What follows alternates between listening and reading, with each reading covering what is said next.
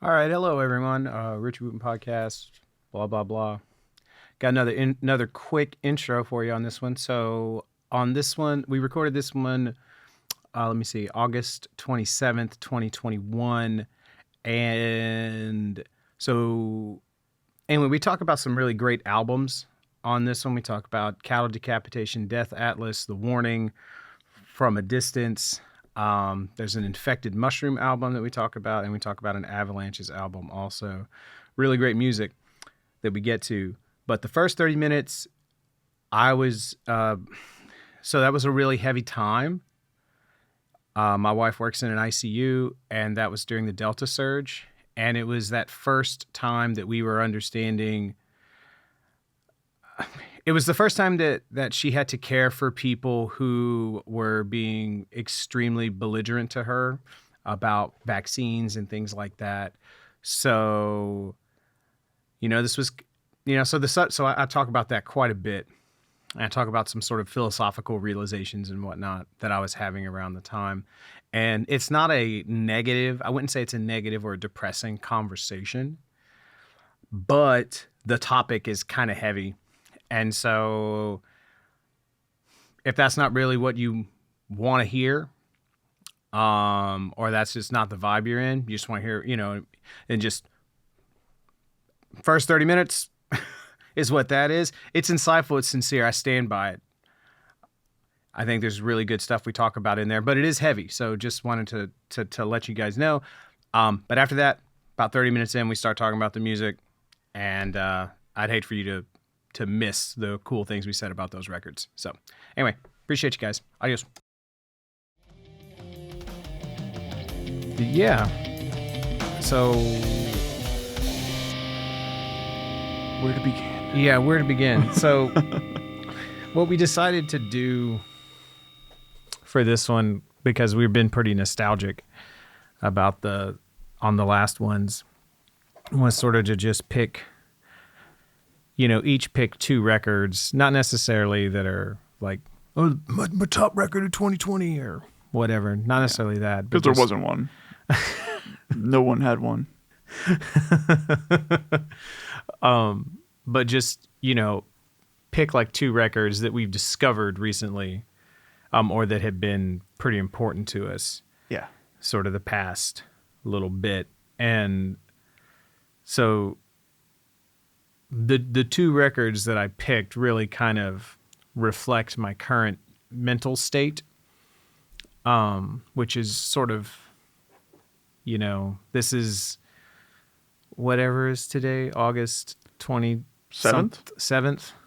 2021. Yeah. And so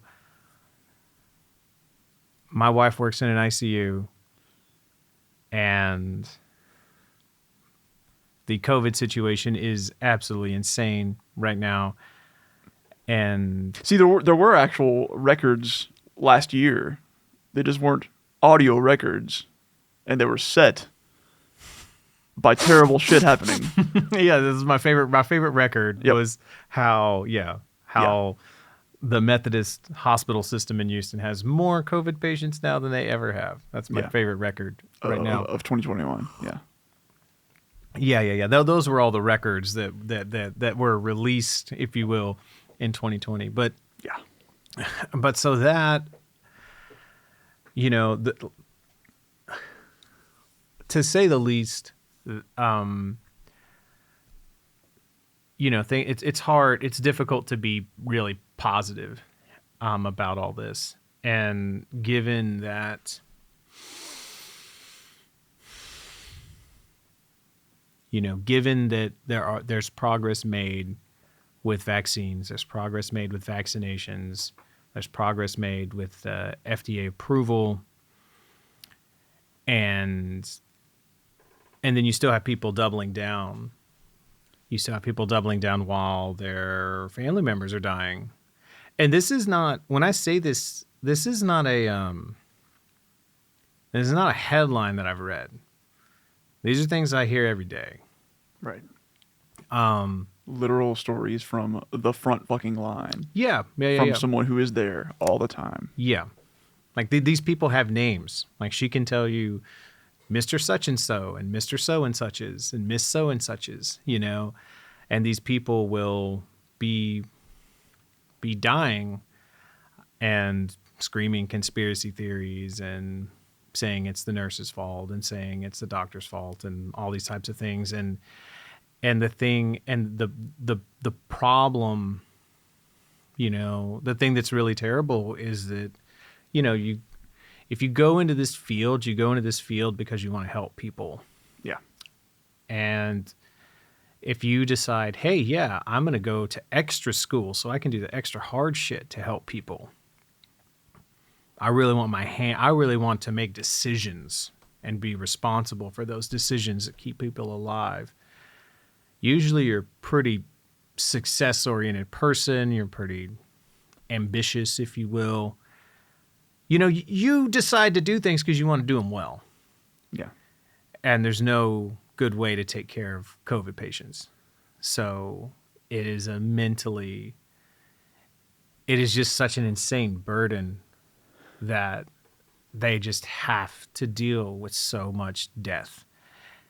And even when it wasn't necessarily avoidable, it was still an insane burden to ask of them. But right now that that the hospitals are at such capacity and everything becomes more lethal is the thing, you know, everything becomes more lethal. It's almost like it's taken on a new face this year versus this time last year, basically. Mm-hmm. Or a few months before that last year, like 14 months ago or so. Yeah. Because sort of to piggyback off of what you said initially, they're like, you go into this field because you want to help people. And so chances are you probably have a good deal of empathy. Right. You are the type of person who opens yourself up to other people to let them know you're there to help them. Right. And to really let them in to the extent that, you know, they want to be or vice versa. Just try to get yourself in there. But you're that kind of person. You have that kind of personality. And this time last year, it was uncontrollable. It was just nobody had a clue, you know, how this thing was going to go, mm-hmm. how things were going to shake out. It was like more scary for everyone. Whereas now it's become like malicious. It's very frustrating. It's very frustrating on my end for me. And I mean, and I don't want to speak for her too much. I wanted maybe the next episode, I want to get her in here and I want to give her a chance to talk about all these things from her perspective. Not to, you know, educate people, but to just, the hell has this been like for you? Yeah. Right. But for me, I want the mental health of my family back. Like it's very selfish for me. Like I don't want her to have to carry this anymore because 18 months is long enough. And too long.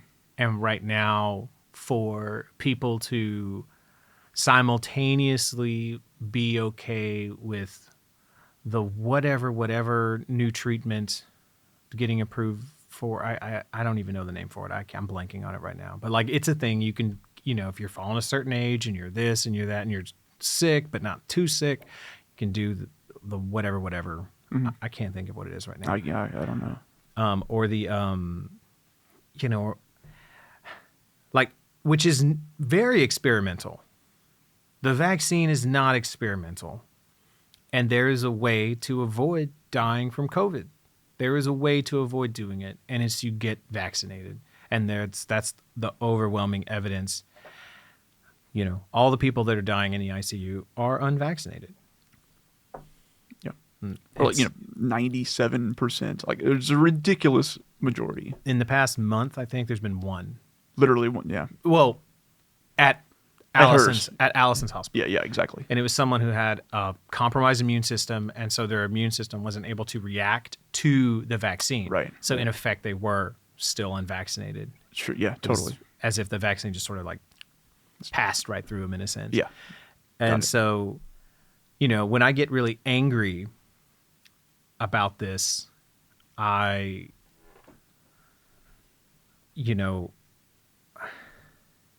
get really angry, what I feel is I want to just yell and scream at people to, if you don't want to do what these people are saying to prevent this from happening, then die at home and bury your own fucking dead. And because it's like, if you don't trust what she's saying now, then you shouldn't. If you were consistent with your bullshit, you wouldn't trust what she's saying whenever you can't breathe. But that's not what these people do. Once they're in trouble, let me in, please help me, please help me, please help me. And it's like, it's too late. It's too late. And it's really sad because there's young people. There's young people that are dying. Yeah. And so it's not, people who are our age, who are in good shape and all those things. Yep. And they're leaving their kids behind. They're leaving family. It's just totally unnecessary. Absolutely. And the cost and the strain on the system, and now everything is more lethal. A friend of mine, or a family friend, he had a foot infection. He should have had his foot amputated like a week ago. But because of the backlog and because of everything that's going on right now, that procedure wasn't able to happen until 2 days ago.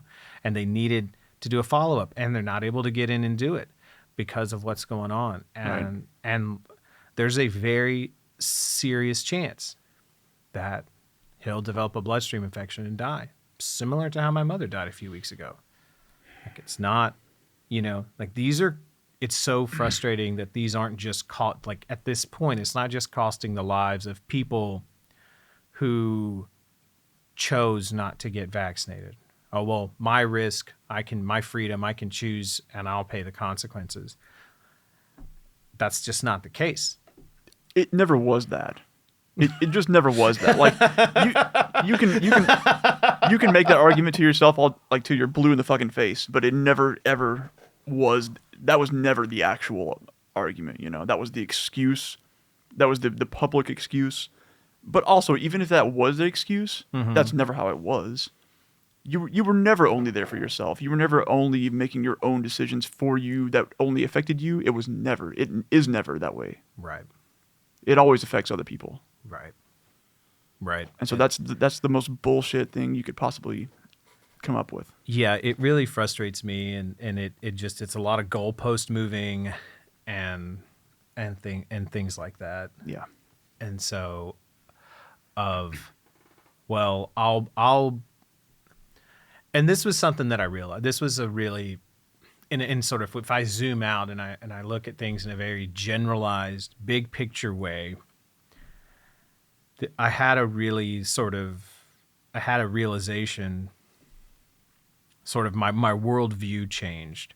It was kind of depressing for me to have that, because what I realized was that people's values determine how they interpret their experiences. So people's values will determine how they interpret an experience. So it doesn't, because you want to think that, well, there's all these people that disagree, and they just haven't seen the right thing yet. They haven't heard the right example. Someone hasn't explained it to them the right way. Someone hasn't taught them how vaccines work. They don't actually understand how medicine works or how that flow works in the hospital. They don't understand that the things that they're frustrated with about it don't have to do with medicine, but have to do with our healthcare system in this country, or whatever, et cetera, et cetera, et cetera. And they just need to be lovingly shown the right things at the right time in the right way by the right person, and then they'll go, oh, okay, I didn't think about that way. And then we can all get together, moving on to move forward, all in the same boat to try to do what's best for everyone. And that's absolutely not the case. It just demonstrably isn't. And it's extremely sad. yeah. And yeah. So and like, I don't know if it's because I used to think that, so in 2007, while I was in grad school, I was diagnosed as bipolar. And then a few months later, in early 2008, I actually ended up in a state mental hospital. I was there for like 3 weeks. And I always looked back on that as this, I mean, it was a life-changing event, but I always looked at it as, oh, well, that experience made me much more compassionate, and it made my heart bigger because I was all of a sudden around people who had things much harder than me, and I was this hot shot coming out of college that was going to go and change the world and do all these things, and then here I'm hanging out with people that I would have looked down my nose at just a few months prior, you know, people who had problems that were much worse than me. You know, they also had substance abuse issues. They didn't have a home to go home to. Right. They, you know, et cetera, et cetera, et cetera. And there's a whole other litany of things like I will go into about that whole experience at some point, but I always thought that really made me change my perspective and really was like, okay, well, I shouldn't judge people, you know, because the people I thought were the lowest of the low and had made the worst decisions, I was right there with them. And I'm always only 2 bad decisions from not getting out of there. You know, I was just lucky enough to not have a substance abuse issue. And I was lucky enough to have college degrees at that point. So I was good at talking. I was good at defending myself. Right. And things like that. I was good at explaining myself. So whenever I had to sit in front of a panel of people and basically justify why I didn't need to be there anymore, right, I was probably much better able to articulate myself just because of my luck and my privilege to have had an education, yeah, and whatnot.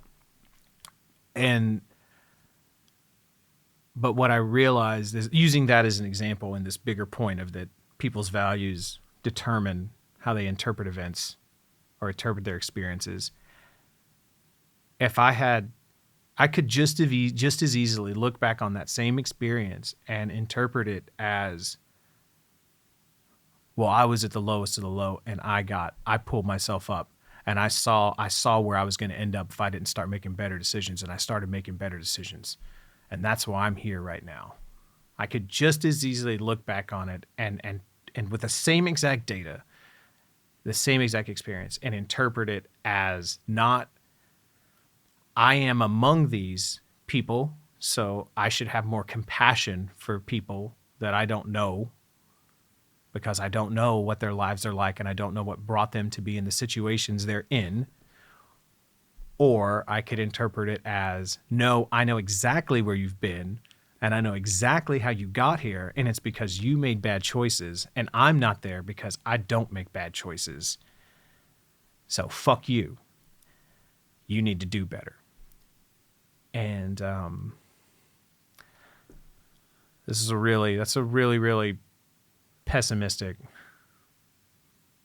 depressing bummer of a fucking perspective change for me to have.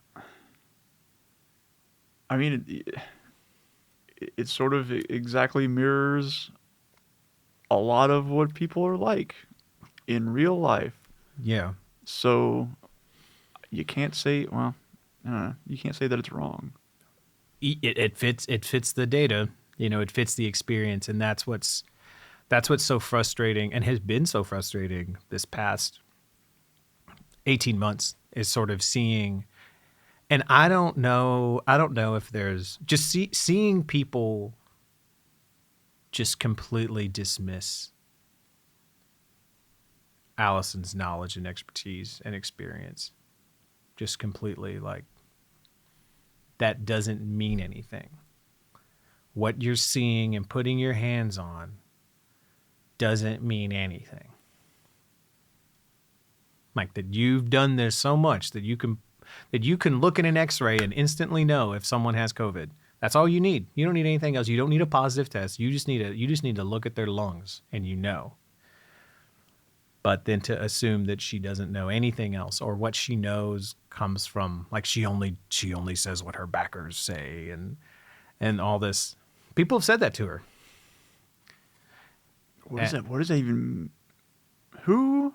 Well, because backers? Big Pharma can, Oh, for fuck's sake. Okay. Blah, blah, blah. All right.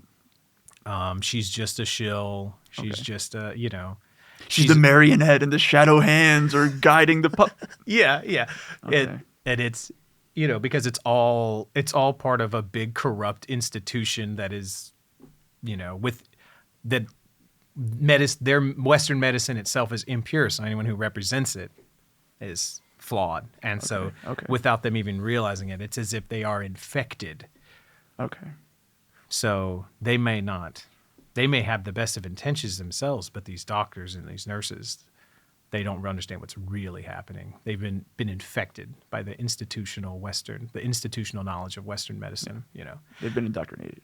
That's sort of how some of these people conceive of these things. But yeah, so it's, and so you couple that with, the recent death of my mother, and I've been in kind of a mood anyway.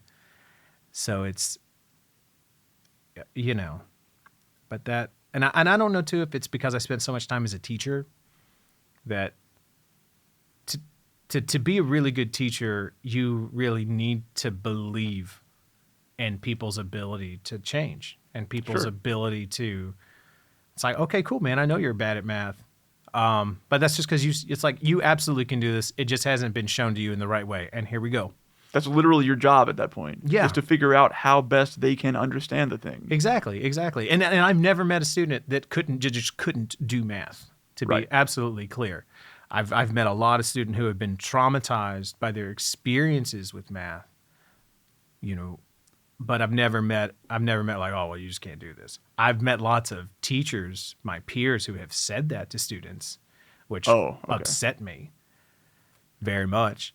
But I've never met a student that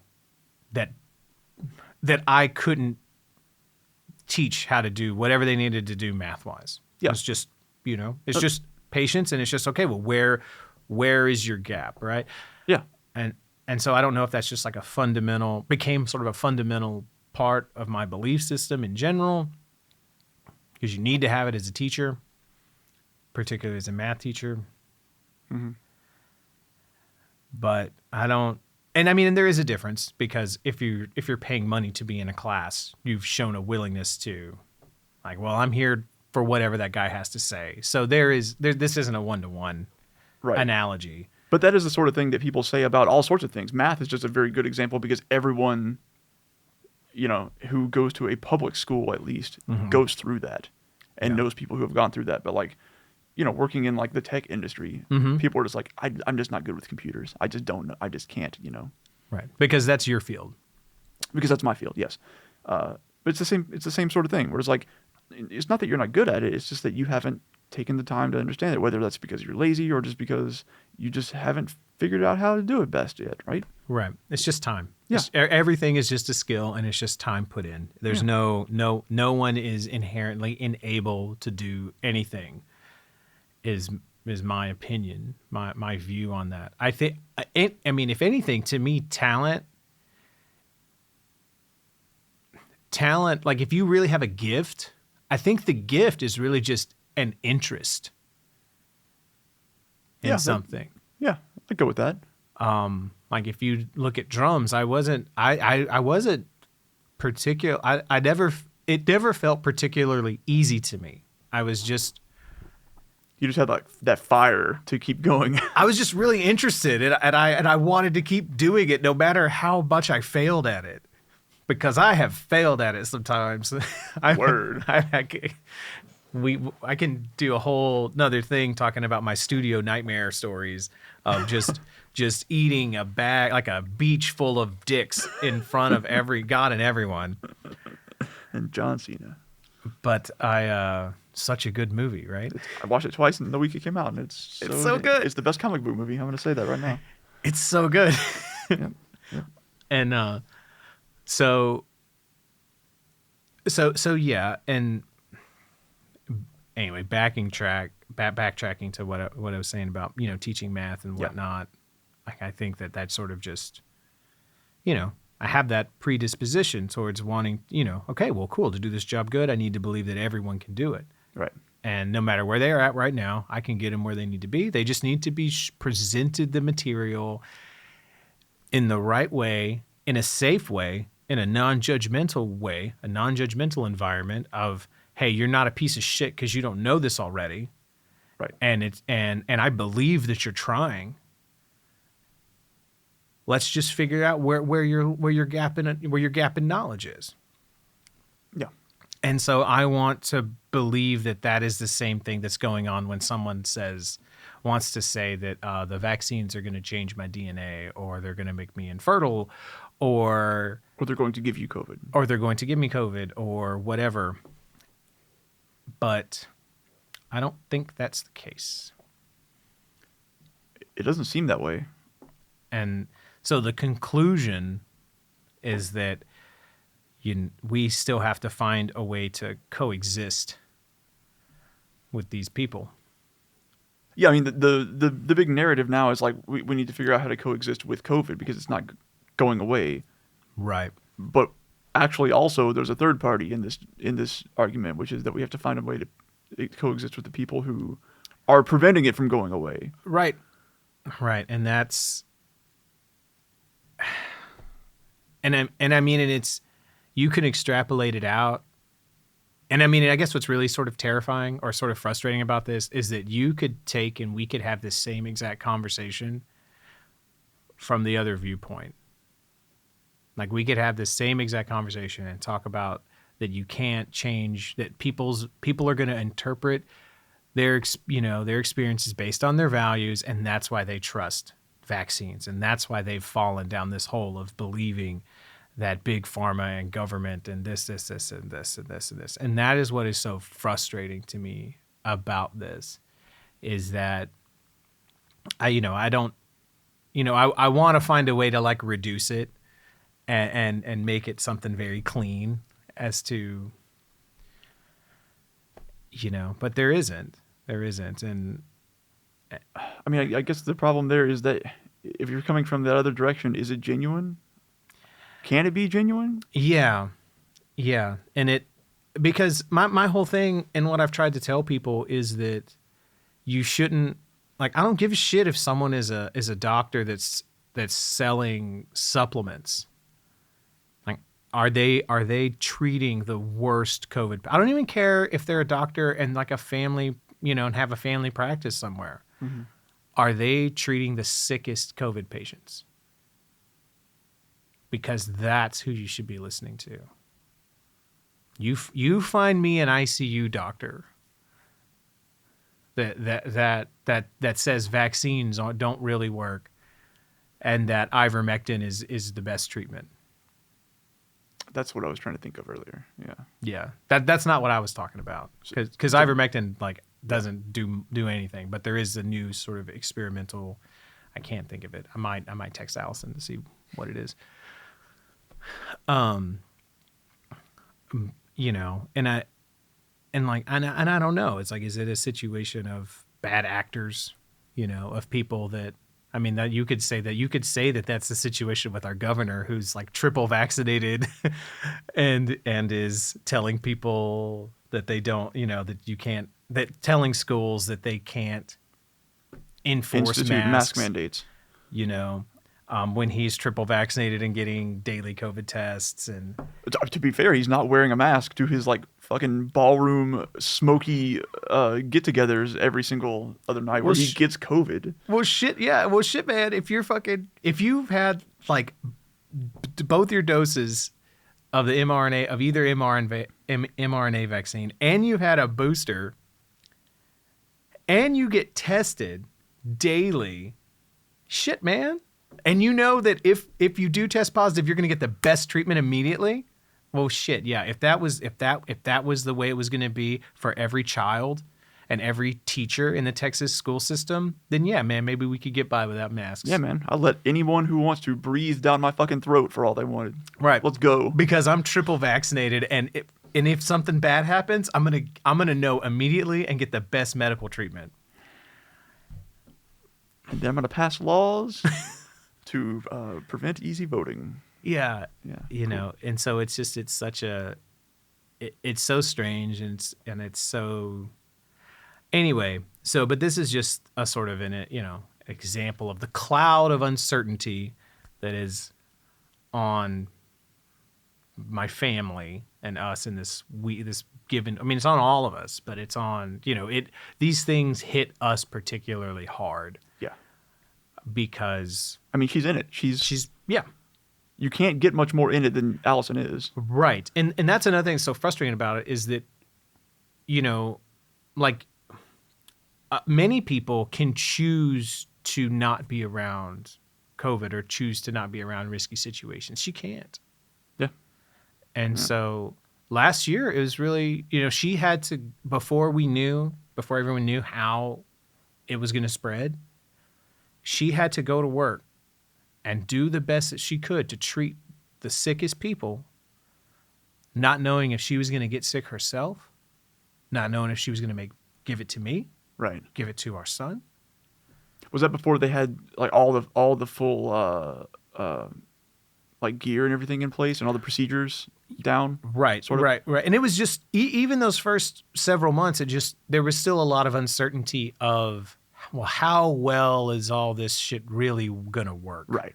Exactly. How and you had the theory of why the masks were going to work and why the PPE and all the shit that they were wearing was going to work. But you still didn't have that experience and that data, right? And also they didn't have all their sort of procedures and their care plans laid out of how do we fucking take care of COVID patients? Right, exactly.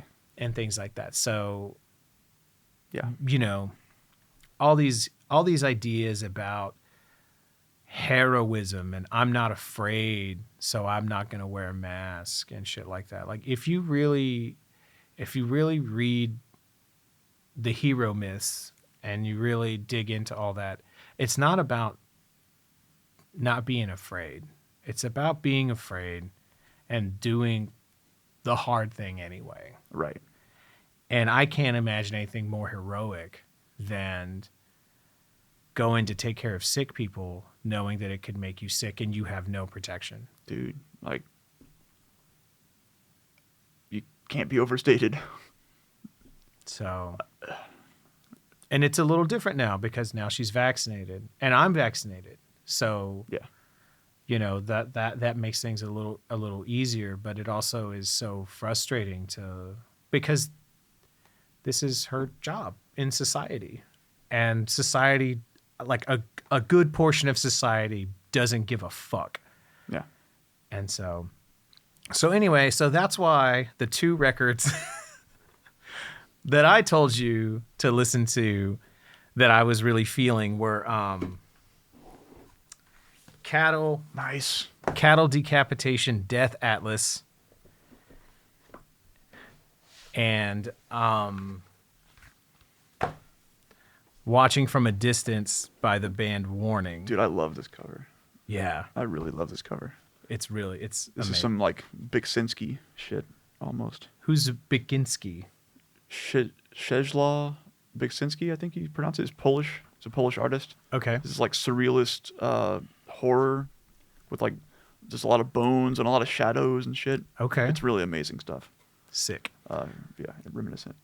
And so, yeah, so these were the two records that I picked because this is kind of the headspace that I'm in at the moment. And, one is very hopeless and very sort of prescriptive about the human race itself being a scourge on the planet.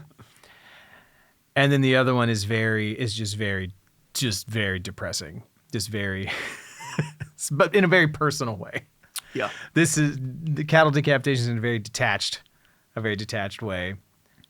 So yeah, those were the two records that I picked that we can dig into. Yeah. So, I mean, you got a preference to where to start on these? No, man, whatever. So, okay, I have a lot more to say about the Warning record. I'll say that. Oh, rad. Yeah. So, I mean, so the Cattle Decap record is not the sort of thing I usually listen to at all. But the way that you suggested these albums and where I Know Your Head Has Been, I was like, what? There's that. Yeah, sure. Right. Okay. Because yeah, it's fucking it's loud. It's like you said, it's just kind of like dismissively not angry, but like just well, and if you don't know much about the band, so like the band is, you know, the main guy in the band, his name's Travis Ryan, and he's vegetarian. And so he's like, fuck no, I'm not going to have kids because overpopulation is killing the planet, you know? And so he's the real deal. And so like they're, you know, like this is their brand, if you will, of, and so it's not just, and so this record is, I guess another thing that I think is really amazing about this record is that it came out in November of 2019. okay. And so there's, you know, such songs as Bring Back the Plague, you know, Prescient. with Everybody a Host, Everybody's Infected, Corpse as White as a Ghost, Naturally Selected. Oh boy. You know, Bring Back the Plague, Delete Those That Threaten a New World, Start Today, Dig Their Graves. And so that someone wrote that like, and I mean, so that means that he was writing this. This song was written in early 2019. Yeah, like months before it was recorded at least. Right, probably. recorded Yeah. in May, June More than of likely. 2019, you know? Yeah. So that's something that's sort of fascinating about this record to me in particular. And so, and also something that I really love, because to me, this is like the potential to be the Black Album of extreme metal in a sense to me, because Interesting. a lot of sort of death metal, extreme metal, technical death metal, which is technically a death grind Okay. record, Okay. is what some technical death grind, whatever. Get it fucking right. I'm not gonna learn any other way. And so, because they started off as like just sort of a more traditional grindcore band, where like, you know, 12-minute album with 30 songs kind of shit, you know, that kind of stuff. Okay. In that sort of tradition of the early Napalm Death records and stuff like that. And so, but over the years, you know, especially on the last 3 albums, things have gotten a lot more technical. And a big addition is Travis Ryan's screaming vocals that he adds, which is a very unique thing, especially in the genre. Lots of people hate it. I can imagine. But to me, it's fucking amazing. And so it adds a whole other layer to the songwriting and to the storytelling. And it makes this, to me, one of the best extreme metal albums, start to finish, because it's an album. It's a work of art in its entirety. It's very clearly like themed throughout. Right. So yeah. Right. And my other favorite death metal band probably is Suffocation. And Suffocation live is unstoppable. Maybe one of the best live bands ever. Certainly one of the best live death metal bands. But their albums are like just collections of cool songs. And that's how a lot of death metal is. Okay. This is not that. Right. And that these have hooks. These have fucking hooks, like real fucking hooks. So, yeah. So I fucking love that album. Awesome. So how did it hit you? Not really being like your Yeah, so your vibe, you know? yeah, it's not my vibe at all. It's not like it's blast beats and it's oh god, what Tremolo? picking? I was like fucking. I was Want to do the fast stuff? Yeah, I was gonna say sweep, and that's sweep tremolo picking. That's different. That'd be pretty cool. Yeah, it's not my vibe at all, and it is. I'm sure that there are like multitudes of, right? So what is this? What is this beer I'm drinking right now? Okay, one sec. So it's an old fashioned St. Arnold's. Okay. It's basically an English barley wine base with shit on top of it. It's one of the best beers I've ever had. And so they were limited edition, and whenever I see them at HEB, I just grab a bunch. I see. Yeah. This is nice. They don't make them anymore, basically. They made them once. Whoa. So I got a lot of them. They're really good. Yeah, something that's like this, how to say it, like heavy, but that orange peel in it or whatever really kind of lightens it up. And barley wine is already sweet as it is. It's like 13% or something. It's real good. It reminds me of, there's a Dogfish Head Midas Touch mead. Yeah. That this is sort of similar to that. Yeah, there's similarities there. So it's real good. Anyway, that's rad as shit. So yeah, you were talking about the sweepy deepy, the sweep picking. Well, so there's that. That's the obvious stuff. Yeah, the sweepy deepy. Give me some of that sweepy deepy. So that's the sort of surface level stuff, right? That you just hear immediately. I'm sure that there are like all sorts of smaller touches along the way that are totally going over my head in terms of what an extreme metal album or a grindcore album or death. What do you call it? Death grind. Death grind. I was gonna say grind death and then death grind. What this sort of album can offer. Well, and that's sort of what's interesting too about them is that because of the incorporation of that pseudo clean singing, it's not really death grind anymore. It's just cattle decapitation.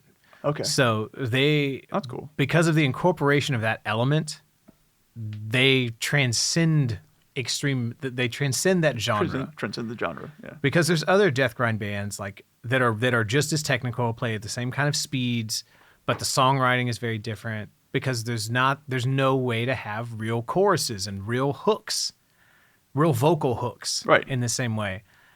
And, you know, bands like Aborted, which I love, Benighted, which I love, but those are your more standard death grind bands. Okay. Or standard it's a real, I don't know, because there might be one day someone who's listening to this who's like their head is exploding right now, you know, and they're like, no, Aborted is putrid convalescent tech death. They're post-tech death or something. I don't know. Right. All I can say is I'm a big fan of all the shit. But yeah, just as a little a note on that kind of shit, how unique this record is amongst even that genre. Right. Because they write real fucking songs.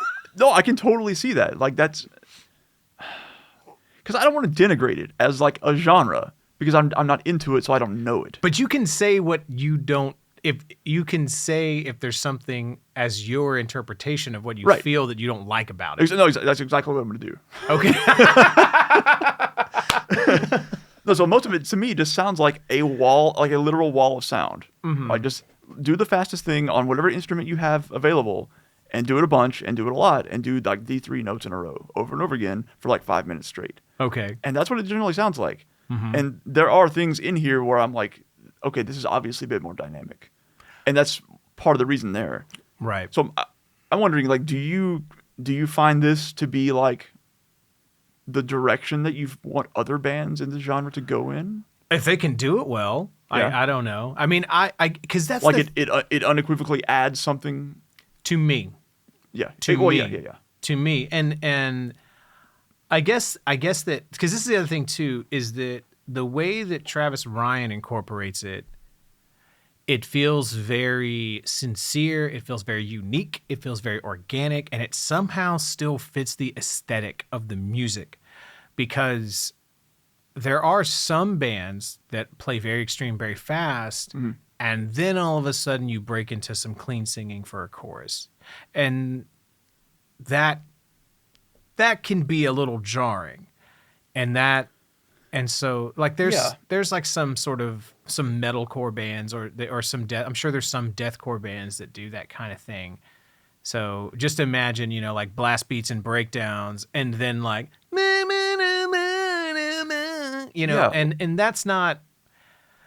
that doesn't really do it for me.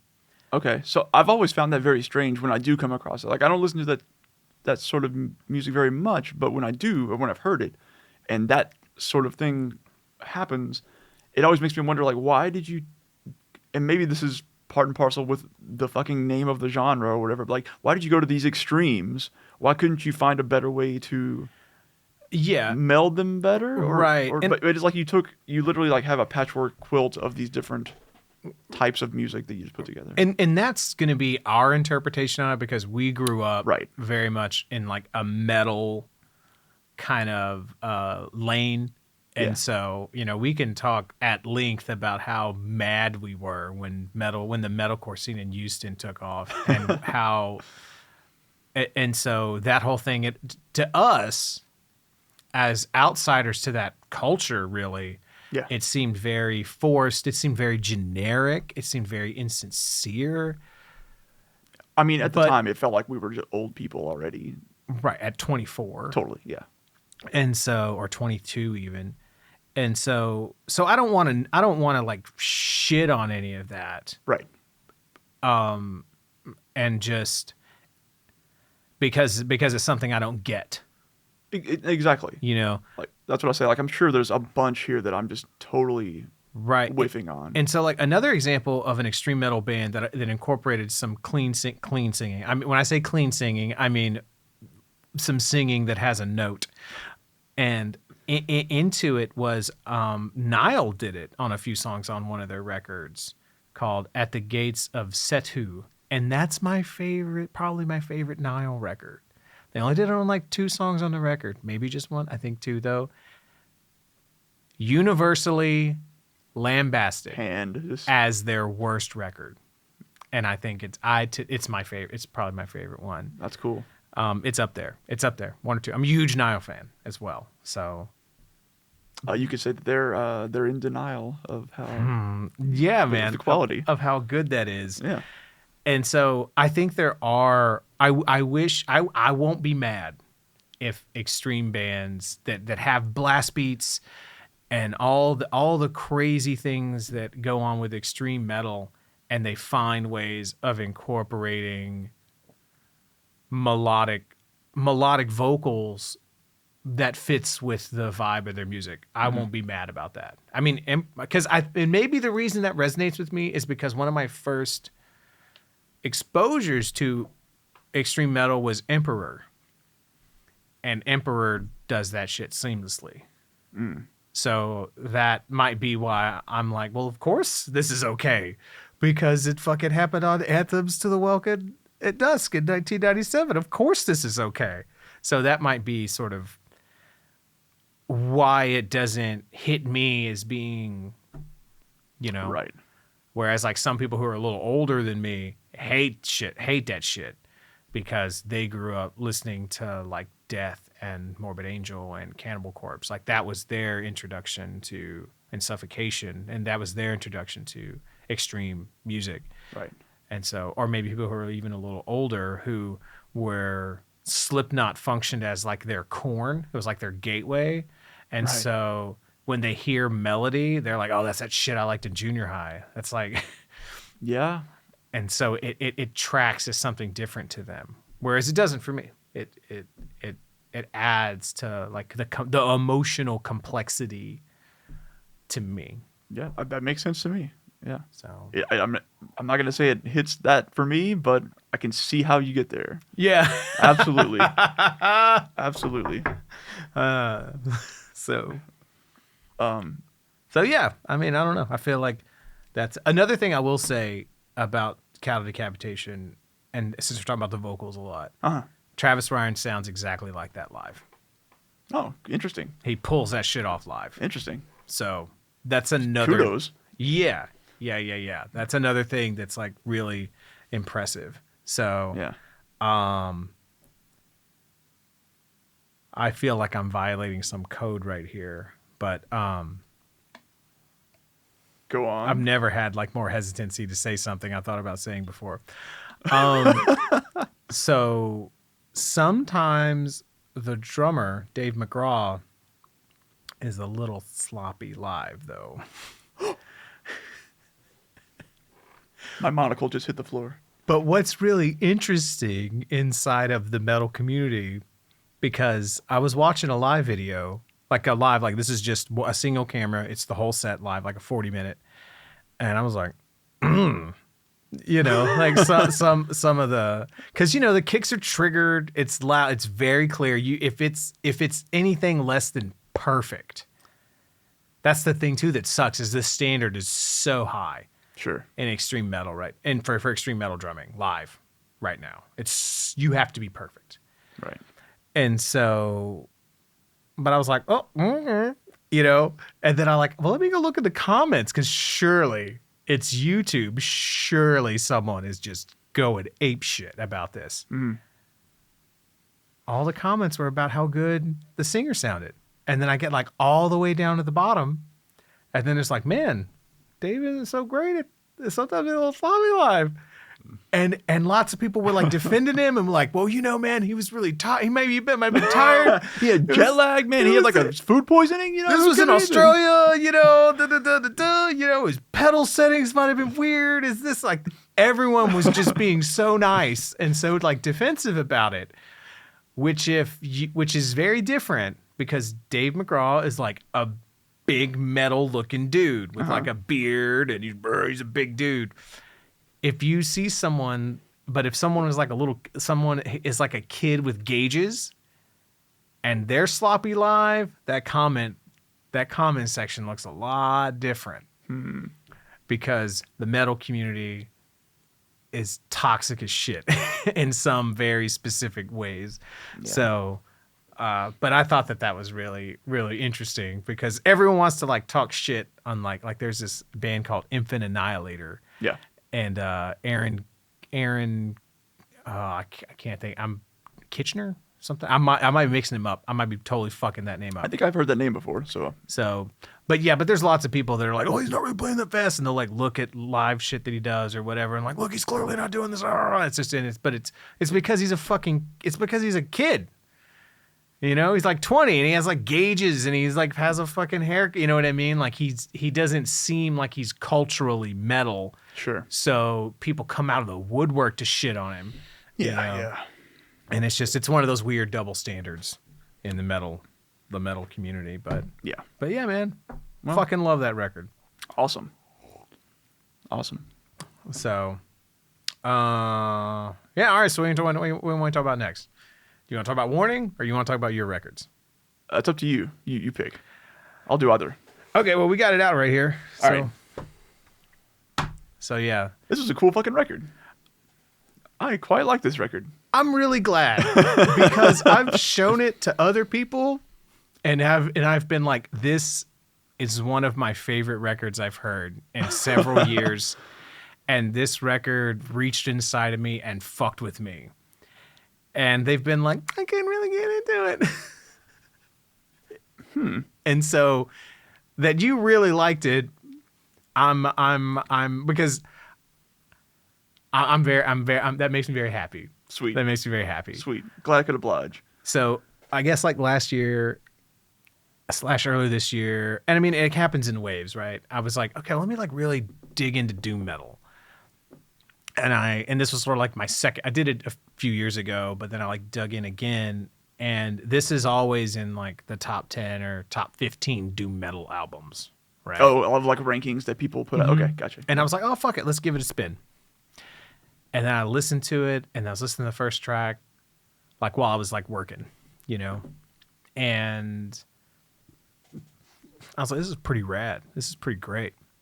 Like this is interesting enough musically, but it has this really like droney thing going on. This like meditative, like trance, but but there's enough like little things to where this doesn't feel this isn't basic, right? Like this is really well written. You want to tell me, or do you want to tell me what it do you want to tell me what it reminds me of? I'll tell you what it reminds me. How about I tell you what it reminds me of? I liken it a lot to Fear Inoculum. Actually, it's a very similar record in that specific way, where it is very droning. It is very drawn out. Everything's very long. They do things a lot, but it's very well like constructed, interestingly constructed. Yeah, to my mind. Right. And so I was listening to it the first time, and I was like, "This is great," and I like this vibe. And because the songs are so long, you know, like the first track, it goes for like 2 or 3 minutes before the vocals come in. Yeah. I thought it was instrumental. I didn't know. You want? And then the vocals came in, and I was like, I don't know about this. Same. Big fucking same. The first note here I have is not the voice I expected to come out of this album. Nope. I didn't look this guy up, but I picture an old, frail, bald man just belting this. Maybe Gandhi? Question mark. And so, and I was like, man, I don't know. And I almost stopped it. I was like, that's enough. Oof. And so, but I listened to it. I kept listening to it. I listened to the whole record while I was like working and stuff. And then it repeated. And I was like, okay, yeah, whatever. It was a good vibe. Let's let it go again. Go again, you fucking weirdos. And after I got acclimated to the voice, after I just got used to it, then when I heard the second song, Footprints, the second time, I was in tears. I was weeping. Man. I had to stop what I was doing because it was fucking with my soul. And like those fucking lyrics, man, of, let's see, what is it? Yeah, it's Footprints. Like, you know, here I am wide open, surrendering to your side. I've lain down my armor. I have no sword at my side. I leave behind me the ruins of the fortress I swore to defend. I leave behind me foundations. I leave you a man I'll need you to mend. And through all the battles around me, I never believed I would fight. Yet here I stand, a broken soldier, shivering naked in your winter light. That fucking, and I mean, in the way that he sings it. Yeah. It fucking broke me, dude. It fucking broke me, man. Wow. And that is one of the things that I find so charming and endearing about this record. And why this has become one of my favorite records is because it felt like he is saying these things because he needs to say them. Yeah. Yeah. Like, it really, really feels that way. Charming is a very good way to describe this record, weirdly enough. Like, it wouldn't be the first thing as soon as I heard it, but after listening to the entire thing, that's a great descriptor. And it's almost quaint in a weird way. It's because they're British, I think, right? Yes. They feel very British. They feel quaint and British in this really strange, like almost like D&D-ish sort of way. Okay. But it's way more refined than you might expect. So some of the notes that I put about okay. Yeah. A few more notes here. I like his dirty screams, which could go many different ways. I dig the chord progressions, the dour vocal melodies, and the overall vibe. What do you mean by that, dour vocal melodies? Well, just like the melodies that he's singing. I don't know this word, dour. Dour, it's like so sort of sad and sort of down and sort of depressed, I guess, in a way. Okay. There's probably a better synonym there, but and the melodies are real. Like they're almost like not real melodies. Yeah, they're just like progressions. Yeah, like you can't really like grab onto them, and you know the melodies aren't really hooks. Yeah, exactly. They're not hooks. They're not meant to be repeated over and over. Right. It's just like I have some shit I need to say, so I'm gonna say it in time and in key. It's almost like spoken word. Yeah. In a weird way. Yes. So for the lyrics, I have preface. I am not typically one for lyrical interpretation, which I'm just not. But the lyrics strike me as being rather elegant, simple but effective, not overly flowery or cryptic. And I think they do a good job of like getting across what this dude is going for, but you don't have to like sit there and piece it all together. Like, what is he actually trying to say here? It's very clear to me. Yeah, But it's really effective. That's a really good way of describing it, because he does the lyrics have a really good mix of emotion and imagery. Yes. Yeah, exactly. And that's something, I mean, what is it? In like in that same song, Footprints, the second verse, or even the first line is, I'm not feeling the green burning flame. Yeah. Even just that. Yeah. Right? Yeah. Even just that. Like, there's imagery and emotion. Mm-hmm. And so normally you don't, I mean, even just the lyric, I'm feeling, that's not very common. I don't feel. And it's interesting too, because I remember in like the songs that All Severed wrote, when I as a lyricist, when I first started to experiment with imagery and things like that, and because you're trying to sort of paint a picture that feels the same way as the emotion you're feeling, because you don't want to say like, I am mad. Right, exactly. I so mad. Yeah. And so I would have looked at something like a lyric, but I'm afraid of the way that I'm feeling, afraid of this new understanding now, as like that by itself. I would have looked at that as almost clunky, as kind of blunt. Yeah, it's a bit too straightforward and unsophisticated, right, as a lyric. But then the next line is, afraid of the beauty within me, afraid of that, and that which I hold within my hand. So, but then when you read all four of those lines together, it takes on a different meaning. But I'm afraid of the way that I'm feeling. It's like, okay, whatever. You're just literally telling me shit. Afraid of this new understanding now. What does that even mean? Afraid of the beauty within me. And it's like, oh, that's where you're going. And then all of a sudden that has a completely different feeling, a completely different emotional, like afraid of beauty within. Like that's, yeah. I've never heard lyrics articulate something like that. Yeah. Yeah.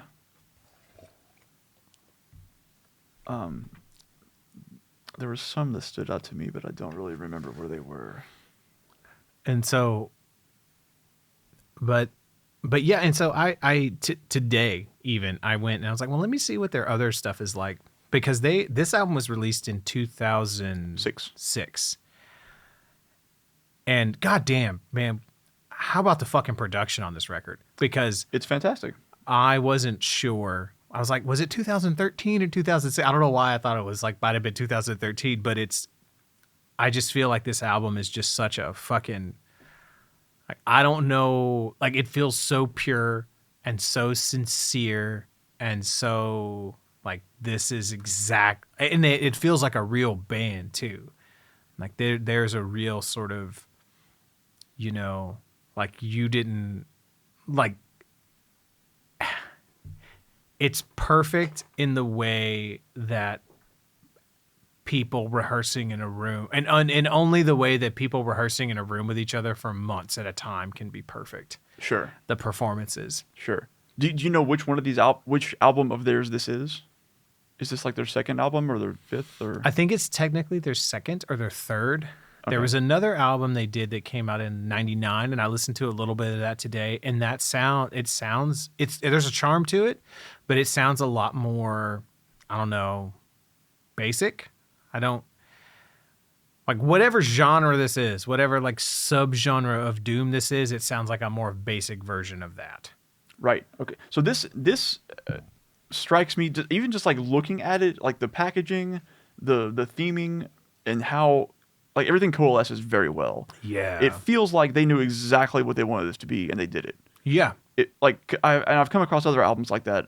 Like I remember when we saw Baroness for the first time, and I walked out of there. I was like, I liked their first album, the Red album, but this new stuff, it feels like they finally found what they want to be. It finally feels like they found what they want to sound like. this Right. is what, like, even not having ever heard their other albums, it feels like this is what this And is. that's how the other album I listened to sort of felt. Is That- after having heard this, it's like, okay, this was y'all trying to figure out how to get to here, and they haven't done an album since then.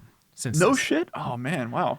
And so, but they do have a live recording of this album coming out next month.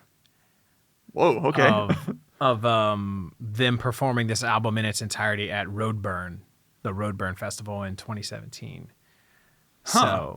So that's Haven't done another album in 15 years, but about to put out a live version of this one. this album. Yeah. Wow, that's wild. So that's sort of what they, because I think that this record, it took a while for it to sort of, Like, catch on? yeah. Okay. And so I think that at some point they started getting all these requests and demands to come and do festivals and shit because this record now has this huge underground following. Oh, that's fucking cool. And so, Like, maybe they had thought about hanging it up or something at some point. and I think they essentially did, but they kinda what it sounds like. but they'll like just go and do this stuff again, Wow. know? And I listened to some live shit they done in like 2010, like live version of Bridges. Yeah, the song Bridges on here. And it somehow feels even more intense live because it feels like it's so like slow and just like the drums are just so behind. Yeah, and yeah. it feels like on this record it just feels slow. Like it's like, man, this is just a slow, heavy song, but live it's like these drums aren't gonna make it. and it feels like the band is about to fall apart at any second. right. In the exact opposite way that old live Slayer felt like it was gonna fall apart. Right. It was always pulling you forward and about to explode. Right. Like this feels like the exact. It has a very similar feeling, and so like there's like this tension of like this is always about to fall apart, but then it never does. And since the songs are like 10 minutes long, when you get to like the climax of the song, like it feels like an experience. It's affecting. Yeah. So. Wow. So yeah, I'm super stoked for the live record. I might or might not have already pre-ordered it. That's something I wouldn't frown on pre-ordering. I feel like that seems like if they came out of pseudo retirement, like to do that, they probably really wanted to. Yeah, I like to imagine that these guys have been like sheep farmers in the English countryside for the past decade.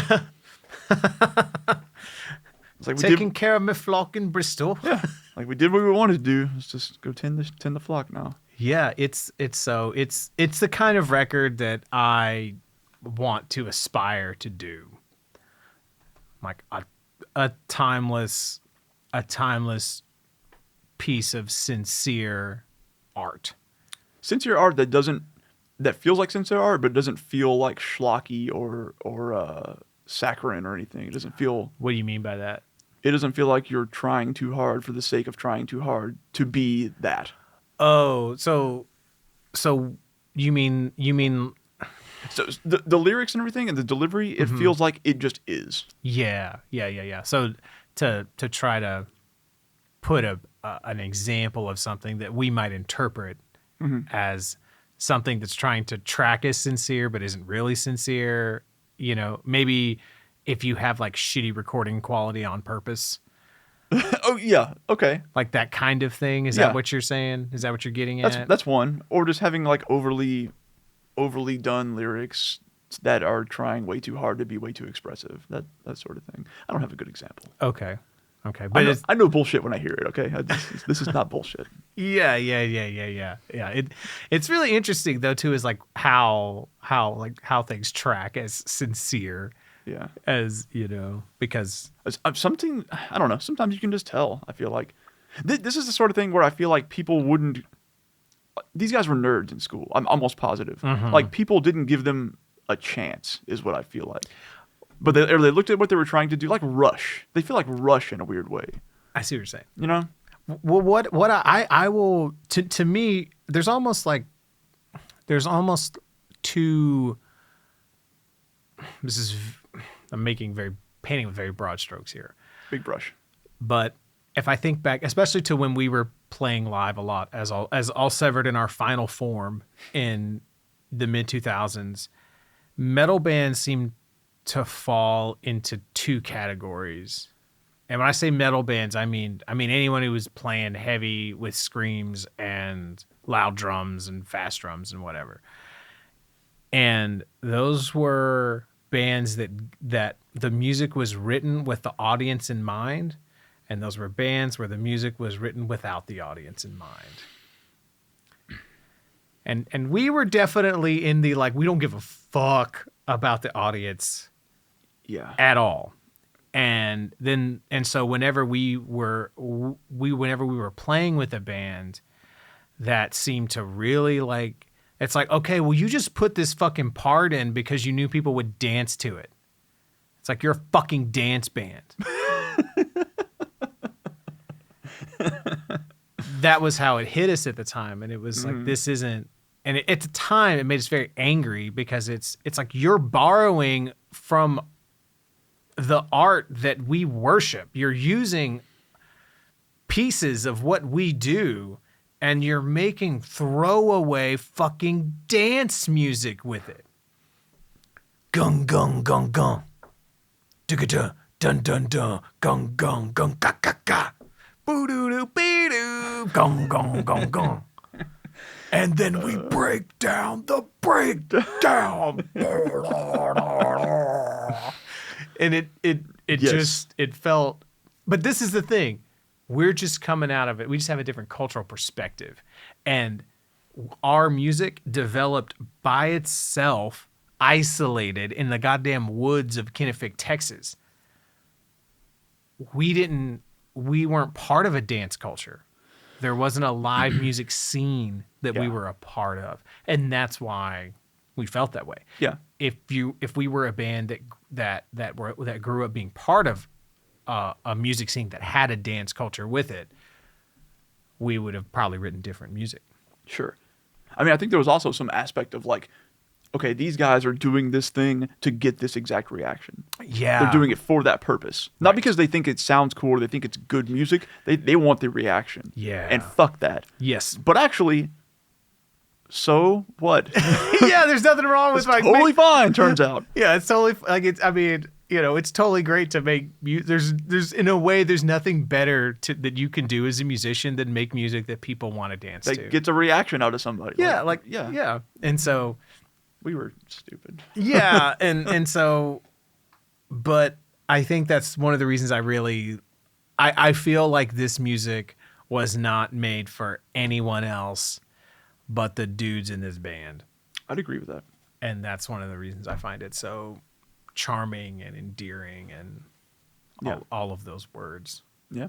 I'm surprised there are 3 people in this band. It feels like 5. That's a solid fucking point. Yeah, man. I didn't realize that either. Yeah, I just looked a minute ago and I was like, okay. It's because it's huge. It feels big and sprawling and yeah. Yeah, so... Well, we didn't really talk about this dude's vocals. This dude's vocals are fucking out of control. I don't really know what to liken it to, but we totally we hit on it for just a second. But the way this guy sings and then screams every so often, he's got these dirty screams with like some funk on it. And they're really good. They're really good screams, like distorted screams. But his voice, I don't know how to describe his voice, but it sounds like, I don't know, it just sounds like a weird, like, I don't know, a businessman trying to, I don't know how to say it really. Yeah. It doesn't sound particularly powerful. No. It's kind of nasally. There's like a nasal quality to it, and it's very, like a lot of mids in it or something. Yeah. Yeah. The way that I'm like it's, it is not what you would describe as a good singing voice. No. And that's why I almost fucking gave up the ghost the first time. I mean, if you hadn't recommended this as an album to listen to for doing this, I probably would have done the same thing. I would have been like, I don't really think so. But and that's a really interesting example just about how sort of vocals can kind of function in general, as they like vocals can be a motherfucking stiff arm to say this ain't for you. Yeah. Because how many times have you heard someone say that about a genre of music? Oh, a ton. And I've experienced it a ton too. Where I'm like, as soon as the singer comes in and it's like, there's many different types, but I'm just like, I just don't need this. Right. I'm good. Right. Thank you. Right. Oh, the music's good, or the beats are good. The music's good. Blah, blah, blah. I just don't like all that. I just don't like all that cursing. That's something you'll hear people say a lot about, like hip hop and rap. I just don't like all that dirty language. And it's like, yeah, because it's not fucking for you. You know, or if it's like Adam Levine, you just don't want to hear that guy. You just don't want to hear him. You know, no one wants that. Oh man, Adam Levine. So a really, really funny thing happened once. There is this movie that I'm blanking on the name of it, but it has Keira Knightley and Mark Ruffalo, like Begin Again or something. It has it has some name that's sort of generic-ish like that. Really, really great movie. And there's another male lead in the movie. Okay. And so it's a musical kind of thing, like where like Keira Knightley and her boyfriend are writing songs and and then her boyfriend like gets, you know, and Mark Ruffalo's like a music exec kind of thing, and like the boyfriend gets a big opportunity and kind of like takes their songs and goes and gets famous and blah blah blah blah blah. And so we're sitting there watching this movie, me and Allison, and I say like, man, this guy's voice really sounds like. It really sounds like he's trying to like be in between the singer from Maroon 5 and Rufus Wainwright or something. And Allison goes like, well, it is Adam Levine. And I'm like, who the fuck's Adam Levine? So? I was like, I know who the fuck Adam Levine is. Someone who's trying to sound like the guy from Maroon 5. Mr. 5. Yeah, so that's who it was. That's good. And I had no idea that was That's who that is. That was the singer in Maroon 5. That's good. That's good. So speaking of shit talking Adam Levine, it happens. But anyway, yeah, that's a great album. So, but yeah, oh yeah, vocals being a barrier to something. Like people say with metal and shit all the time. Yes, and it's like, yeah, man, it's because they ain't fucking for you. You know, like those, and it's almost interesting how those extreme vocals are almost like a warning sign. They're like a cultural signifier of like this is an in group. You gotta, you know, and if this doesn't resonate with you, like, you know, get the fuck out. And so that's this. It's almost like this record, because of the vocals not being easily palatable. Is that the right word? Yeah. Okay.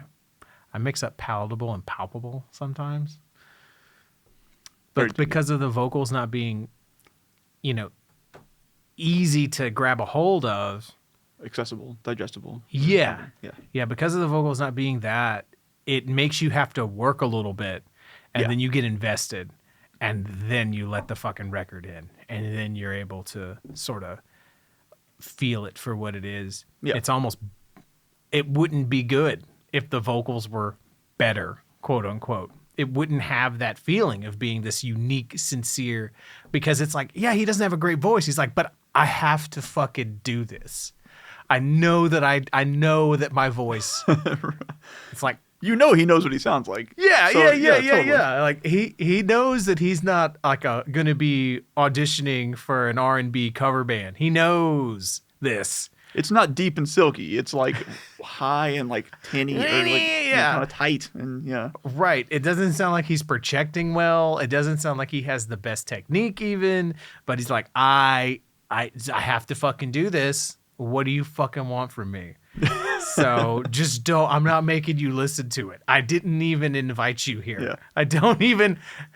Please don't buy my record. We stopped making albums after this. Yeah. This is all that I wanted. Clearly, I don't think highly of my vocal performances. So right. So anyway, shit. there's Ricky's picks of recent music. Rick's picks. And so we'll go on now to Rob's Throbs. It's like heart throbs or like Like Pants Throbs. something It has to be Pants Okay. Throbs. like a bulge. Okay. So yeah, so let's talk about the two records that you picked. Yeah. So the two records that I picked were we have "Return to the Sauce" by Infected Mushroom, and we have. That's not the one you sent me, bro. Oh, I sent you "Converting Vegetarians" too. Yes. By Infected Mushroom. Yes. I listened to a lot of Infected Mushroom. Okay. To be fair, I was trying to pick between 3 different ones. Okay. So we did Converting Vegetarians too, which came out in 2015 or 16, I think 16. right along in there, and the newest album by the Avalanches, which is called "We Will Always Love You." Both roughly an hour and 20 minutes long.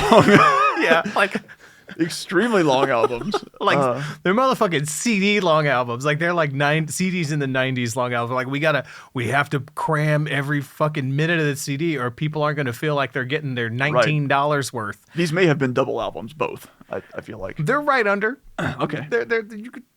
But if you were gonna, they're double vinyl though. If you want to get fucking vinyl, Fair. But vinyl's a different animal. Fair. I don't know where to start with these. Like, I am very, very curious to hear what you thought about them. But All right. I just a little bit of backstory, I guess. I discovered Infected Mushroom when a friend who I played WoW with way back in 2004 showed them to me. Okay. The first album I heard was Vicious Delicious. Okay, and that's like their big one. I think that's probably their biggest one. And that one came out in like the mid 2000s. It was 03, 04, somewhere along there, I think. Okay. I think it was brand new when I heard it. And that is a hell of an album. That because you showed them to me before at some point with the track "I Think I'm Going Insane." It's on that album, yeah. And I'm becoming insane. Yeah, is what it's yeah. Yeah. And since then, I've just been into them kind of constantly, and they just keep putting out cool shit. And so a little bit. So I was kind of surprised to find that they were a duo. They're a duo with like a sort of a backing touring band in a way. They're Israeli, which is of note. It comes up a lot in their music, surprisingly, in weird ways.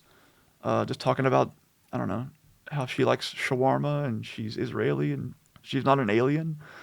Well, and what's interesting to it, one of the interesting things about it to me is that there's a lot of seeming new age influences. Yeah.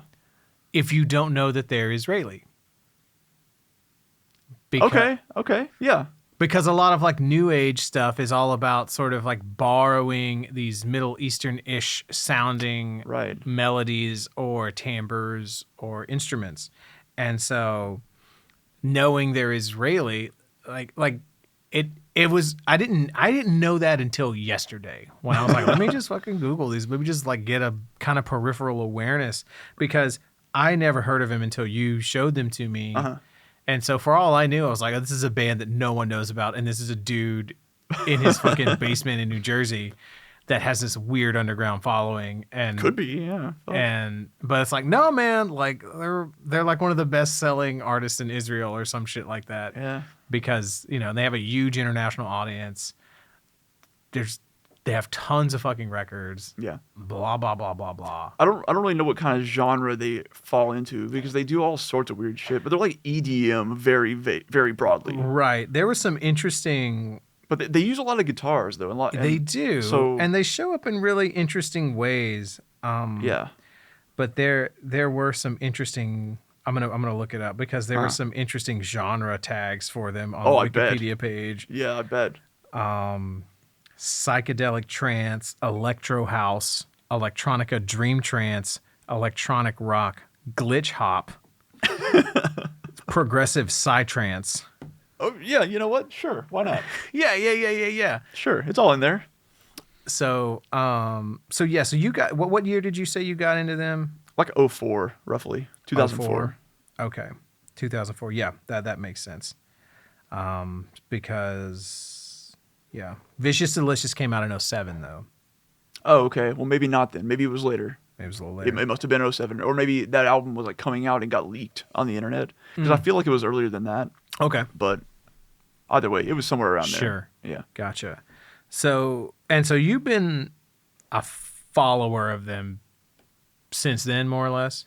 Yeah, I'd say that. I've listened to pretty much. So they put out an album that it had some sort of weirder, more seemingly pandering stuff. Okay. That was like it was like "You Are So Fucked" was the song, Okay. and it was just this kind of grating, weird appeal to like be a pop song in a weird way, in a very strange them way. Okay. And it just kind of rubbed me the wrong way. But over time, I've like come around on that album a lot. Okay. So everything they've put out, basically, I really like a lot. So that was going to be one of my questions. Was how does this album, converting vegetarians, is that what it is? Converting vegetarians Two. Yeah. How does that compare to their other albums? Like, are there other albums like, because this record's all over the place. Their records are pretty all over the place. So Okay. as time went on, they got more all over the place. If you go back to Converting Vegetarians 1, for example, or some of the early stuff in like the late 90s, mid 90s, even early 90s, maybe? They've been around for quite a while. Mm-hmm. It's way more, you could take some of those genre tags like psytrance or house and shit, and they're very much that. Okay. They're way more straight ahead that with like a couple samples here and there, a couple of like vocal, think like White Zombie, voice samples, movie samples and shit. Yeah. Stuff like that. Okay. But very like 90s techno as you might have thought of it back then. Okay. You know, and as time went on, they introduced like live instruments, a lot more singing, a lot more Okay. variation in styles and things like that. Okay. So just kind of got weirder, and here we are. Yeah. Okay. Their last probably 4 or 5 albums has sounded a lot like this, though. I see. It felt like listening to it, there were almost ambient tracks. And then there were also tracks that were sort of deliberate, almost psychedelic experiences of sort of, that had like, very deliberate vocals and really kind of like took you on a journey. Like the first track on the record is very much like that. Yeah. And so I was like, I listened to that first track and I was like, oh, strap the fuck in. So the first track is She's a Remit. Yeah. And it's the shit that I was referencing earlier when he's just talking about, hey, he's not an alien and she's Israeli and she likes shawarma and just complete all over the fucking place. But the whole time his voice is modulating up and down and through these filters and shit every time. And it just goes all over the place.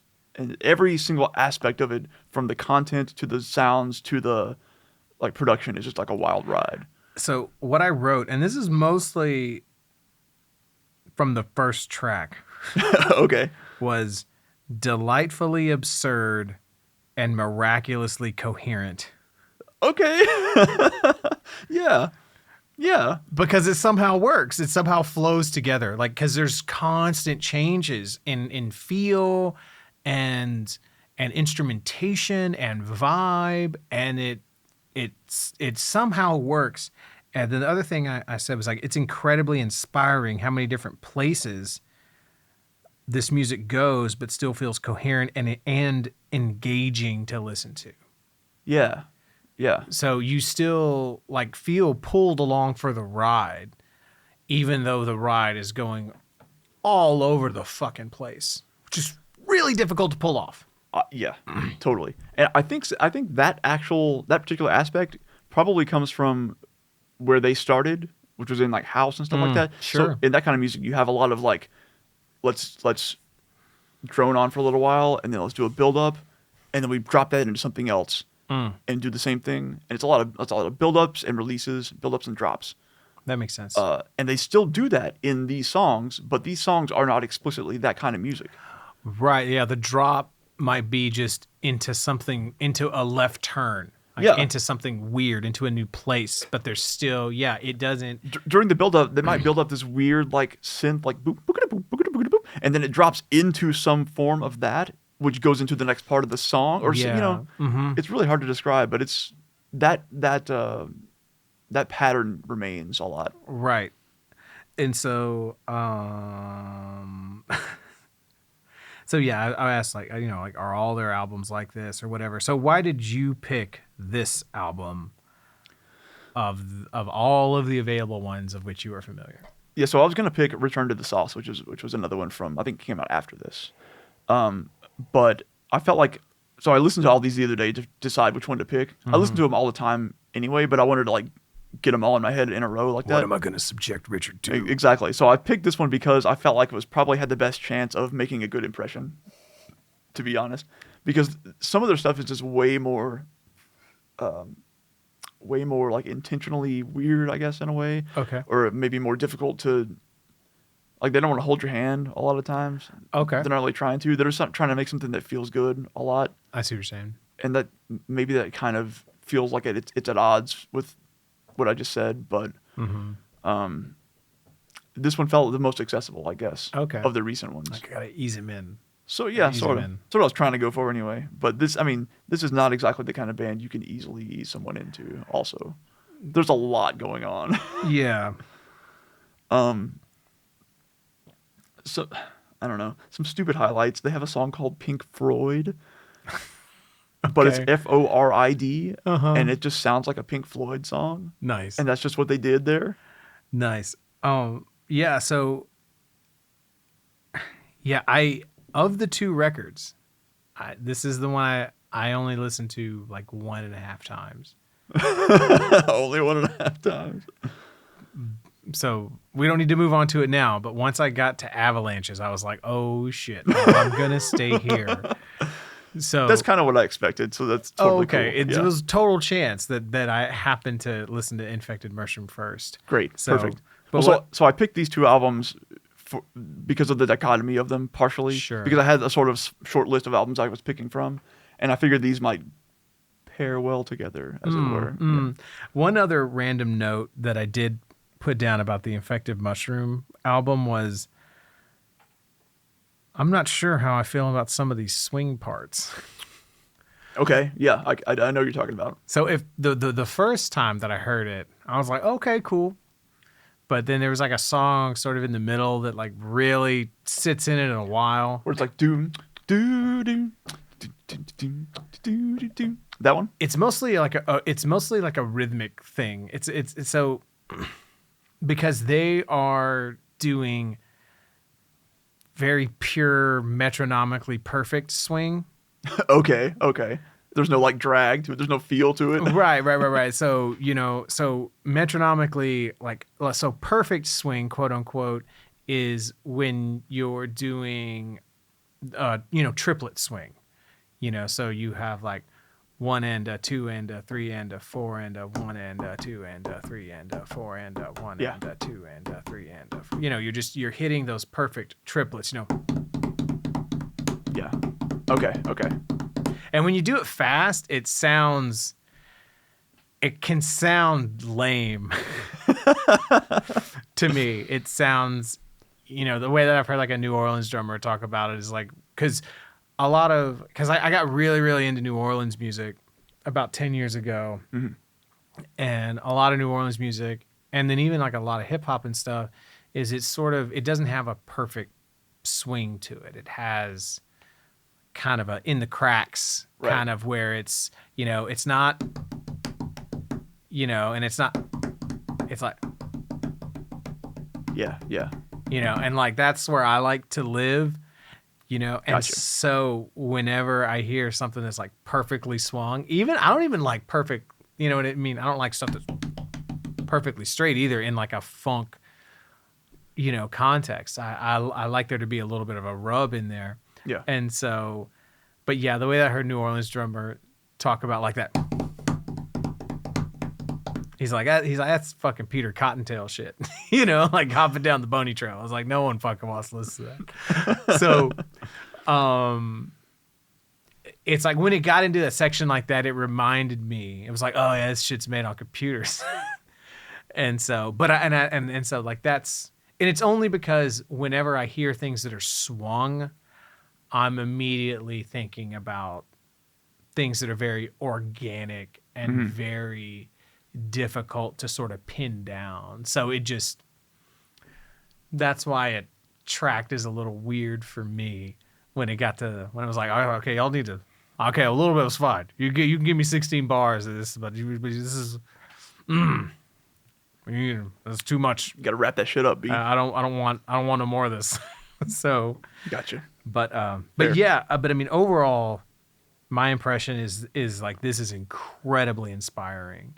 Cool. Because it goes so many different places fearlessly, and it still feels it how to say it, like you don't need to be in on the joke and you could still enjoy this music.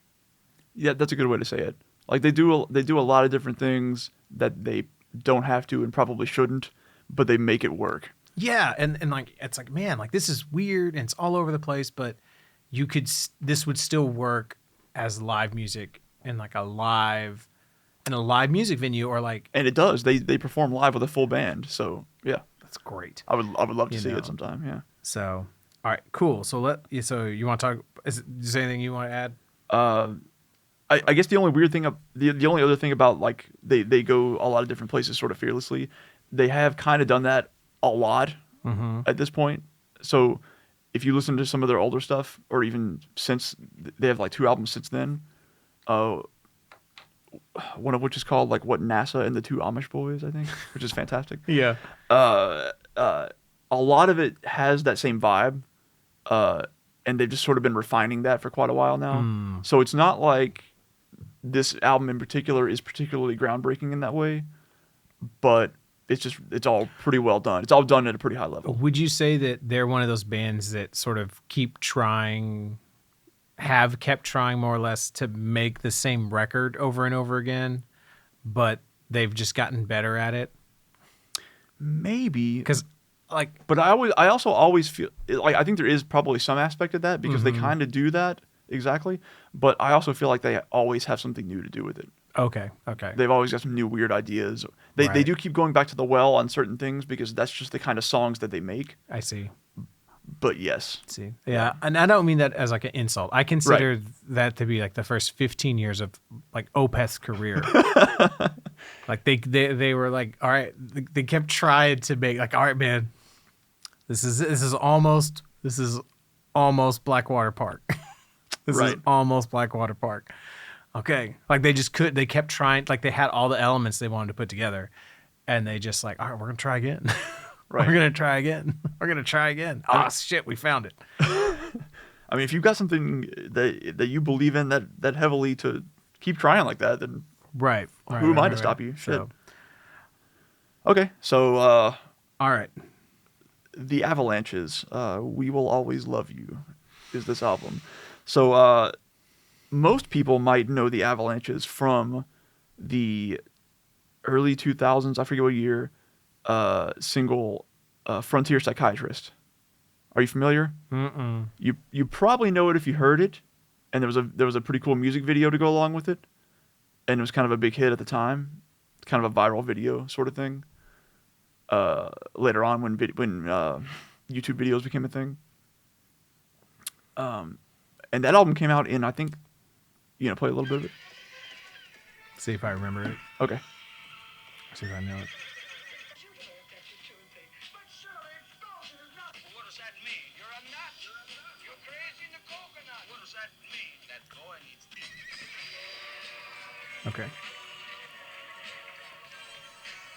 You probably heard it somewhere. I probably did, but it's not. You may not know it, but you Yeah. probably heard it. Gotcha. This song was kind of all over the place for a while. Gotcha. Anyway, so that album was what? What does that say? 2002 or something?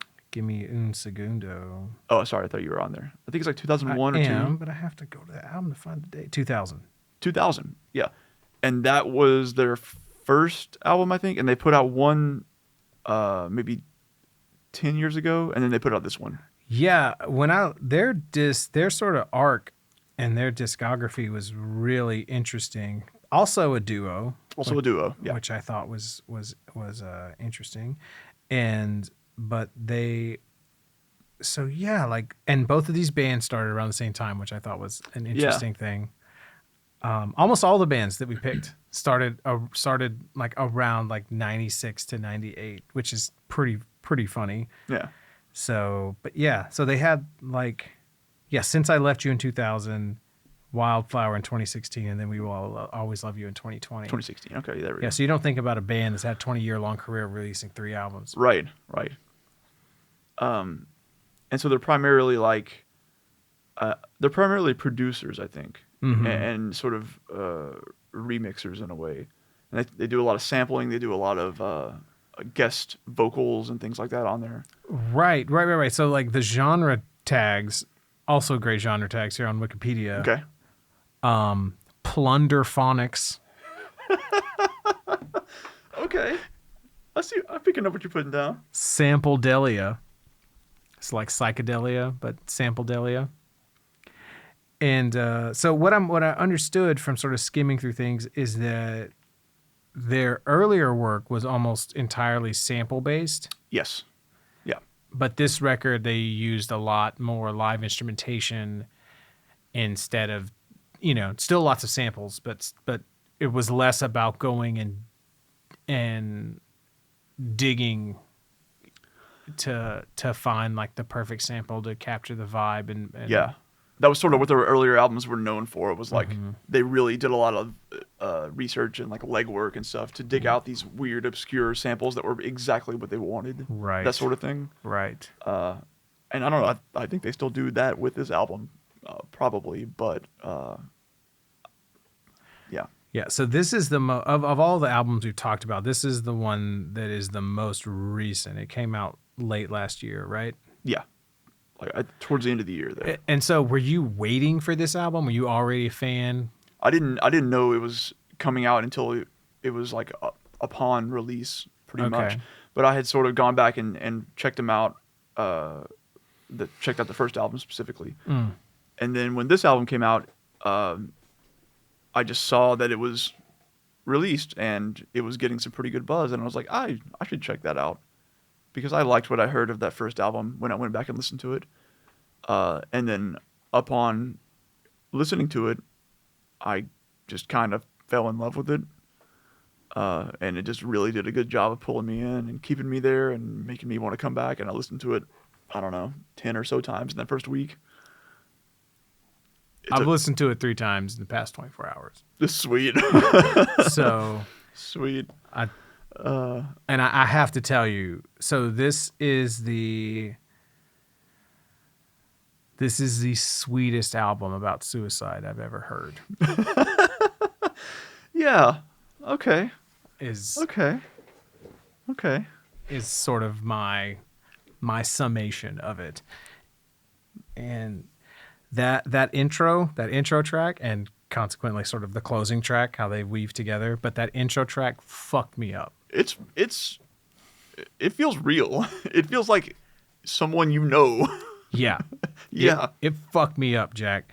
Because I saw the title, and it was like, I just want you to know that I'm okay. I'm here. I'm sorry I left in a hurry. And it's like, oh my gosh. Yeah. And yeah. I'll always be with you. I'll always love you. And I don't know how they were able to touch on such a universal and simultaneously ephemeral emotion. But like personal also. Yeah. Of just like, I don't know, man. But that intro fucked me up. And the rest of the record, I wrote down, a seamless sonic tapestry covering a spectrum of inner reflection were the words that came to my mind. That's fantastic. Yeah, that's better than I would put it. So, because it flow, like there's all these elements, and there's all, like you're saying, there's lots of guest vocalists on this. Every single track has a different guest vocalist or more. Yeah. Multiple in some cases. Yeah, and it's all cohesive, it's seamless. And it feels cinematic, it feels surreal.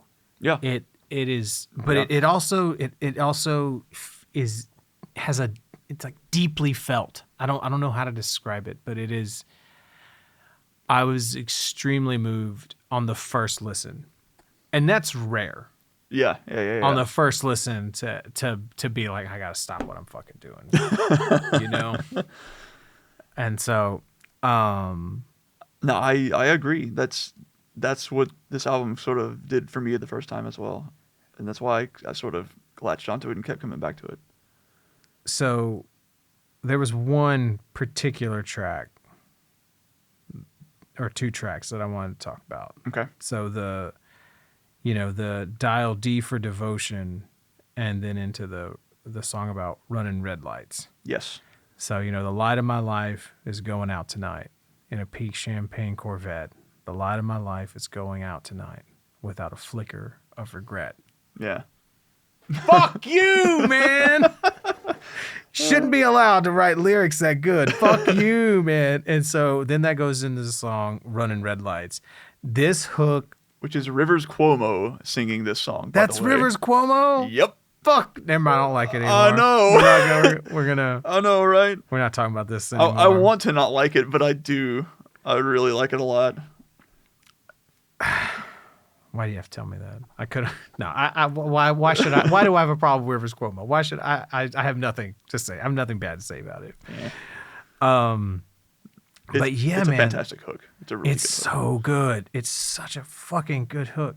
And then it got to the first verse, I'm a thundercloud ready to burst like Schrodinger. I'm crying in the car, an invalid, I'm off the grid. Now, if you're going to do a shout out to Schrodinger, I'm going to be on board. Although I don't know that bursting is what Schrodinger is known for. That was the exact reaction I had. Well, like when I first heard those lyrics, because he sings very clearly, like Rivers Cuomo does for Weezer normally. Yeah. So you can tell exactly what he's saying. And when I Right. heard him say that, I was like, "Fuck you, Rivers Cuomo! Like, don't you dare! Don't you invoke Schrodinger and analogize it to a cloud raining." Yeah, like if you talk about Schrodinger, you gotta talk about something waving. You gotta talk about some waves, man. Right. So just to clarify here, all right. So Something that is at once known and unknown, or in two states, or whatever. Something closer. or talk about a cat, Okay, yeah, sure. So like in a former life, I thought I was gonna be a physicist. So You have the degree at the very least. that's yeah. So yeah, I got the degree, and that's what I was doing grad work in. I thought I was gonna be, Dr. Wooten, physicist, is what I thought in a former life. Like I have the Heisenberg uncertainty principle tattooed on my arm. Okay, so Heisenberg and Schrodinger are sort of like the two, They're the Beatles and the Stones of quantum mechanics, if you will. And so One's good and one's boring. Which one do I mean? I'll let one's that a sit humanist there. and one was a Nazi.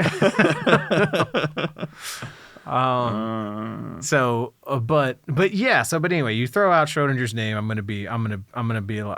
We're really, even if you fuck it up, I don't even care. I'm gonna be sympathetic to your plight. You're working into like a ethereal pop song. We can talk. Yeah, like whatever, man. Like I don't even care. But I guess like I don't know that Schrodinger bursted in any particular way. I was watching something and someone was referring to the Schrodinger sort of whatever the theorem is called. It's just the equation. Just the equation. Schrodinger wave equation. Okay. And the way that they described it made me come back to this lyric and say, oh, maybe that's what he meant. And I can't remember what that is now, unfortunately. I wish I had thought about this before we talked, but whatever.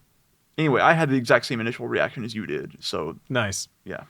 But who gives a shit, really, honestly? Because the real thing that's amazing here is the running red lights. I've been running red lights to get to you, delivered in the most fucking perfect way. And then they have that callback to the the light of my life is going out tonight in the middle. That ain't Rivers Cuomo. I don't know who that is, but It's the other guest on that track. I forget who it is, but but just also, so there's the lead into this track. which is it's just like a spoken word. Right, that's piece. the dial D Yeah. for devotion. And that's Karen O from the Yeah Yeah Yeahs. Oh, Just saying like 4 lines. Right. Just got her in there for that, I guess, which is cool. that's so crazy. And I was like reading some other shit about like that the album art is like the woman who worked on the Voyager project. Oh, maybe. I don't Like know. a picture that they put into sound and then put back they into image or some shit. Took the spectrogram of it and... Yeah. Oh, wow. Interesting. I didn't know that. Yeah, it's fucking banana sandwiches. It looks like that if you look at it. Yeah, I can see that. So That's cool. but yeah, so there's lots of things in here about, you know, lots of it felt like it was a record about suicide and space travel in the best way possible. Okay, yeah. And it was a different, because I don't know which song it was, but there was one where it's a dude singing and he's talking about something, a handful of pills, and I'm making a big decision. Yeah. The one where he comes out, I have been reborn. I have been reborn at the end. Yeah. Yeah. Yeah, and so like now maybe I'm just confessing that I just have too much suicidal ideation. Maybe lots of people can listen to this record and that's not the vibe they get from it. But to me, that was the thing. You'd have to not be listening to the lyrics very hard to Okay, cool. I'm glad. come away from I just that. wanted to leave that door open that like maybe I'm just fucked. Nah. Yeah, but singing about suicide inside of such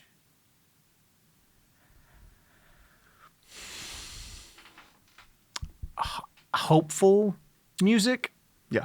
doesn't feel like quite the right word, but It feels positive. It feels uplifting in a way. yeah, The whole record does. right. And but it doesn't. It's not. It doesn't go so far as to sort of like necessarily like glorify suicide, but No. it's not looking at it. It's not treating it artistically as an inherent negative, and that makes it a pretty unique perspective. Because suicide is almost looked at as an inherent negative, Yeah. not you know, I mean, I'll always be here. I'll always love you. I'm sorry I left in a hurry, but I made it here. You know what I mean? Like there's nothing negative about the sense of being on the other side of it. I am reborn, you know, and that's a very different, you know, the way that our society looks at suicide. It's not okay Right. to look at it as any, like if someone committed suicide, you look at that as someone either quit or they lost. Mm-hmm. And that's how our society looks at that. And so to put it inside of a record, you know, inside of the vibe on this record is really, really unique. Yes, I agree. Yeah, that's a good point. So I don't know if you remember, but I actually recommended this album to you months ago. Is this the one that you said you mentioned Perry Farrell on it? Yes, Okay. because he's on here. He's on a song. Yeah. I was very surprised to see that he was on here because after I'd listened to the record twice and I was like, what the fuck was Perry Farrell doing on here? Exactly. So what I said about Perry Farrell's appearance on here was, well, my text to you was lots of guests integrated. Well, really helps this album. Perry Farrell even being used effectively, which is neat. As if Perry Farrell can never be used effectively. Well, As if to imply. yeah, as if to say. Also, like, you know, if you're listening to Jane's Addiction, you listen to Porno for Pyros, like Perry Farrell's sort of like front and center there, Sure. and he's kind of his Perry Farrell self, which is like whatever you think of him. I never was big into him. It's great, but it's that thing. It is very much that thing. But here he's almost in the background of the song in a weird way. He's like flavor Okay. around the song. Which one is it? Oh, the Sun. Okay. All right. Keep talking. Yeah.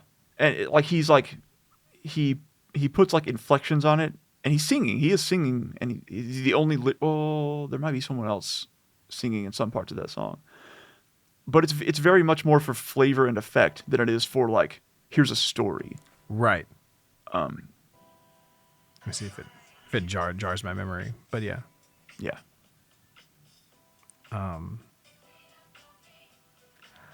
Oh, this one. Yep. Shit. I didn't know this. I didn't realize this was him at all. Yeah, that's him. Wow. That's him. Wow. Big, beautiful light. That's amazing. Yeah. So he's just like in there every so often interjecting these things, and it's great. And it makes that song come alive in a weird way. What fucking masterful producers, dude. Yeah. Holy shit. Yeah. So Yeah, because I remember now, you recommended this record because I was talking about the kind of, I was talking about the next kind of funk record I wanted to make, where I wanted to make this kind of thing that sort of seamlessly sort of yeah.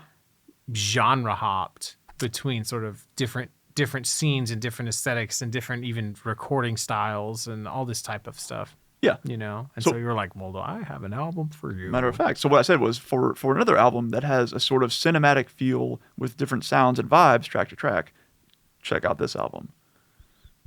I think they yeah, stand.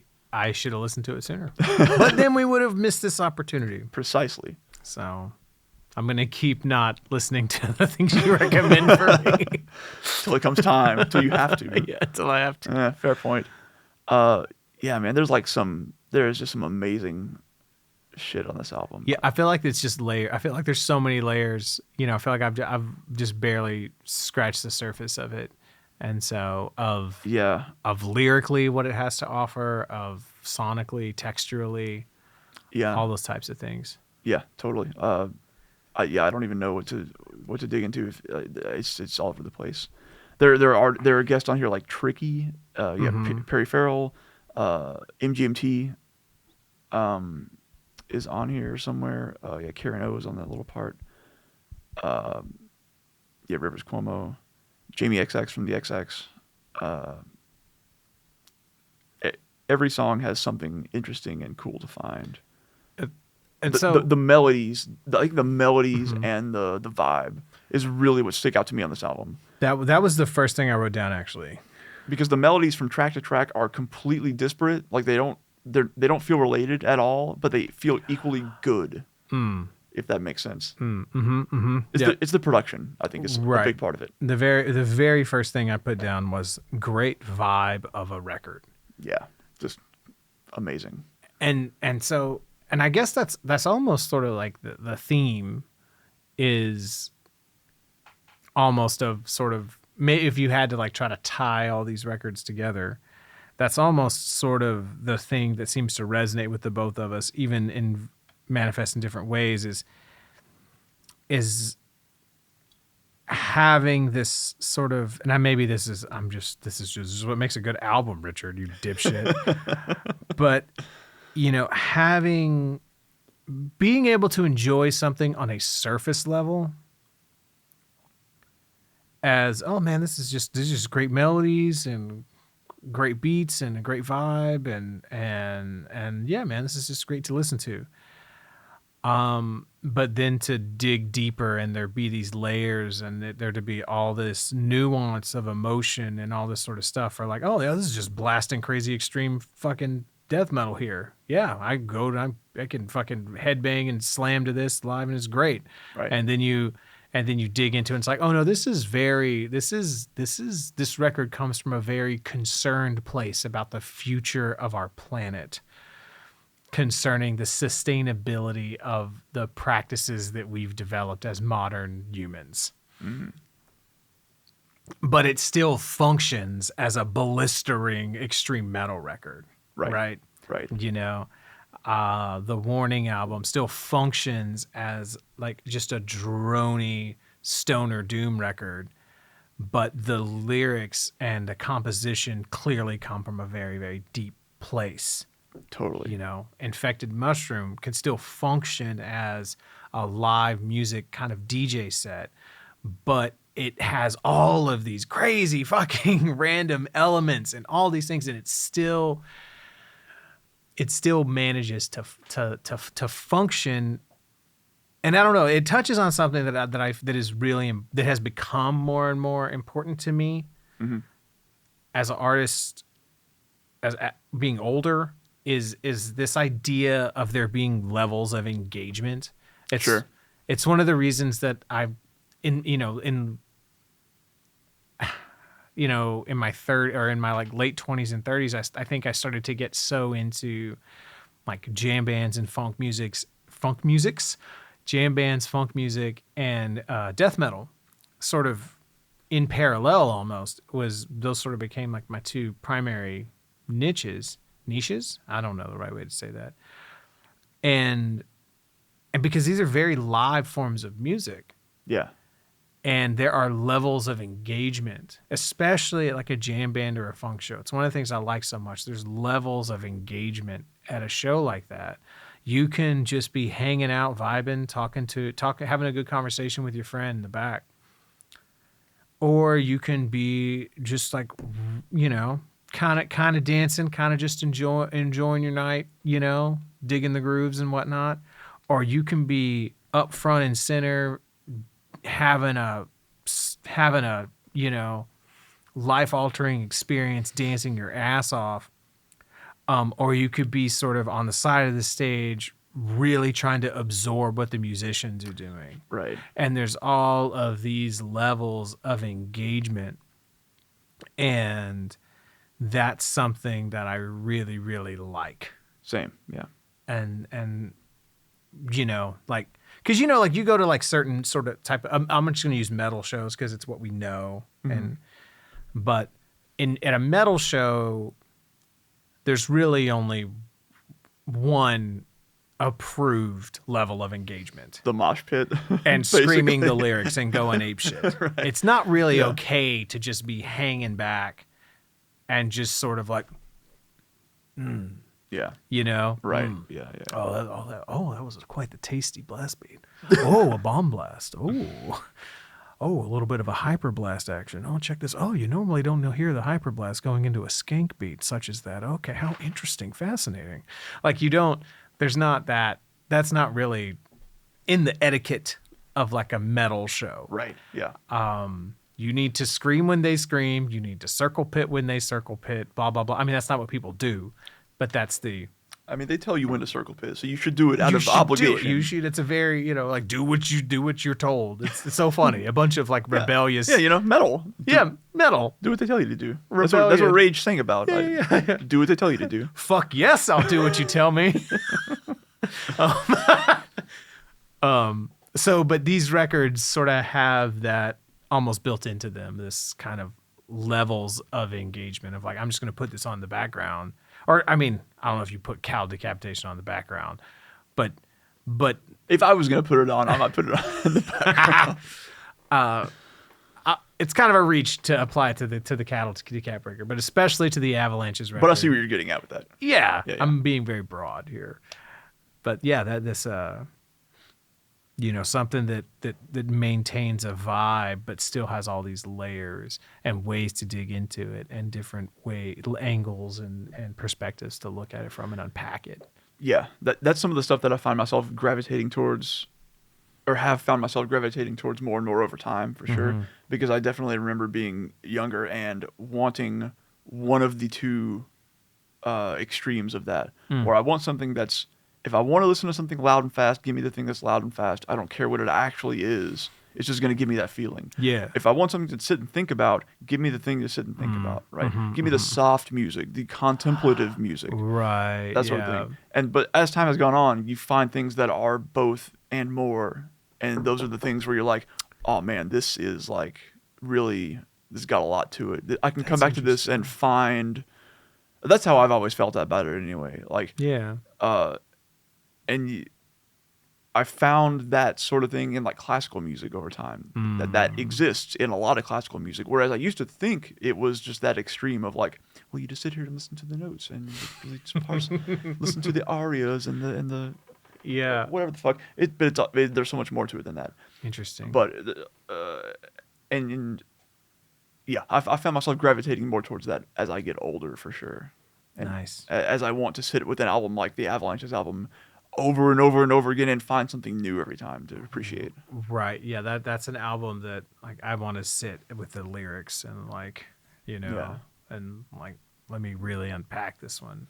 But yeah, that's definitely a one that I'm going to keep listening to for Sweet. sure. Well, I mean, same with this one, honestly, for me. Nice, man. Like I can't. I've only listened to it 1.5 times. I guess like you did the Infected Mushroom. So yeah, I'm gonna go check that out. And what's weird is I didn't even really feel that way until I was done listening to it, and I was like, I kind of want to keep listening to that right now. Actually, That's fascinating because that's the exact same thing that happened to me. Like I think that on the so fair warning, if you listen to the Warning record and the vocals put you off, just shut the fuck up and listen to the whole thing. do what the metal people tell you to do. Yeah, listen to the whole thing, and then, and it's going to be one of your favorite records, or you're clearly not sophisticated, like we are. So Obviously, yes. anyway, anything else you want to add about any of this shit? I think we pretty much covered it. Sweet, man. All right, Good talk. adios. Peace. Thanks for listening. Assuming somebody's listening. I don't give a shit. Whatever.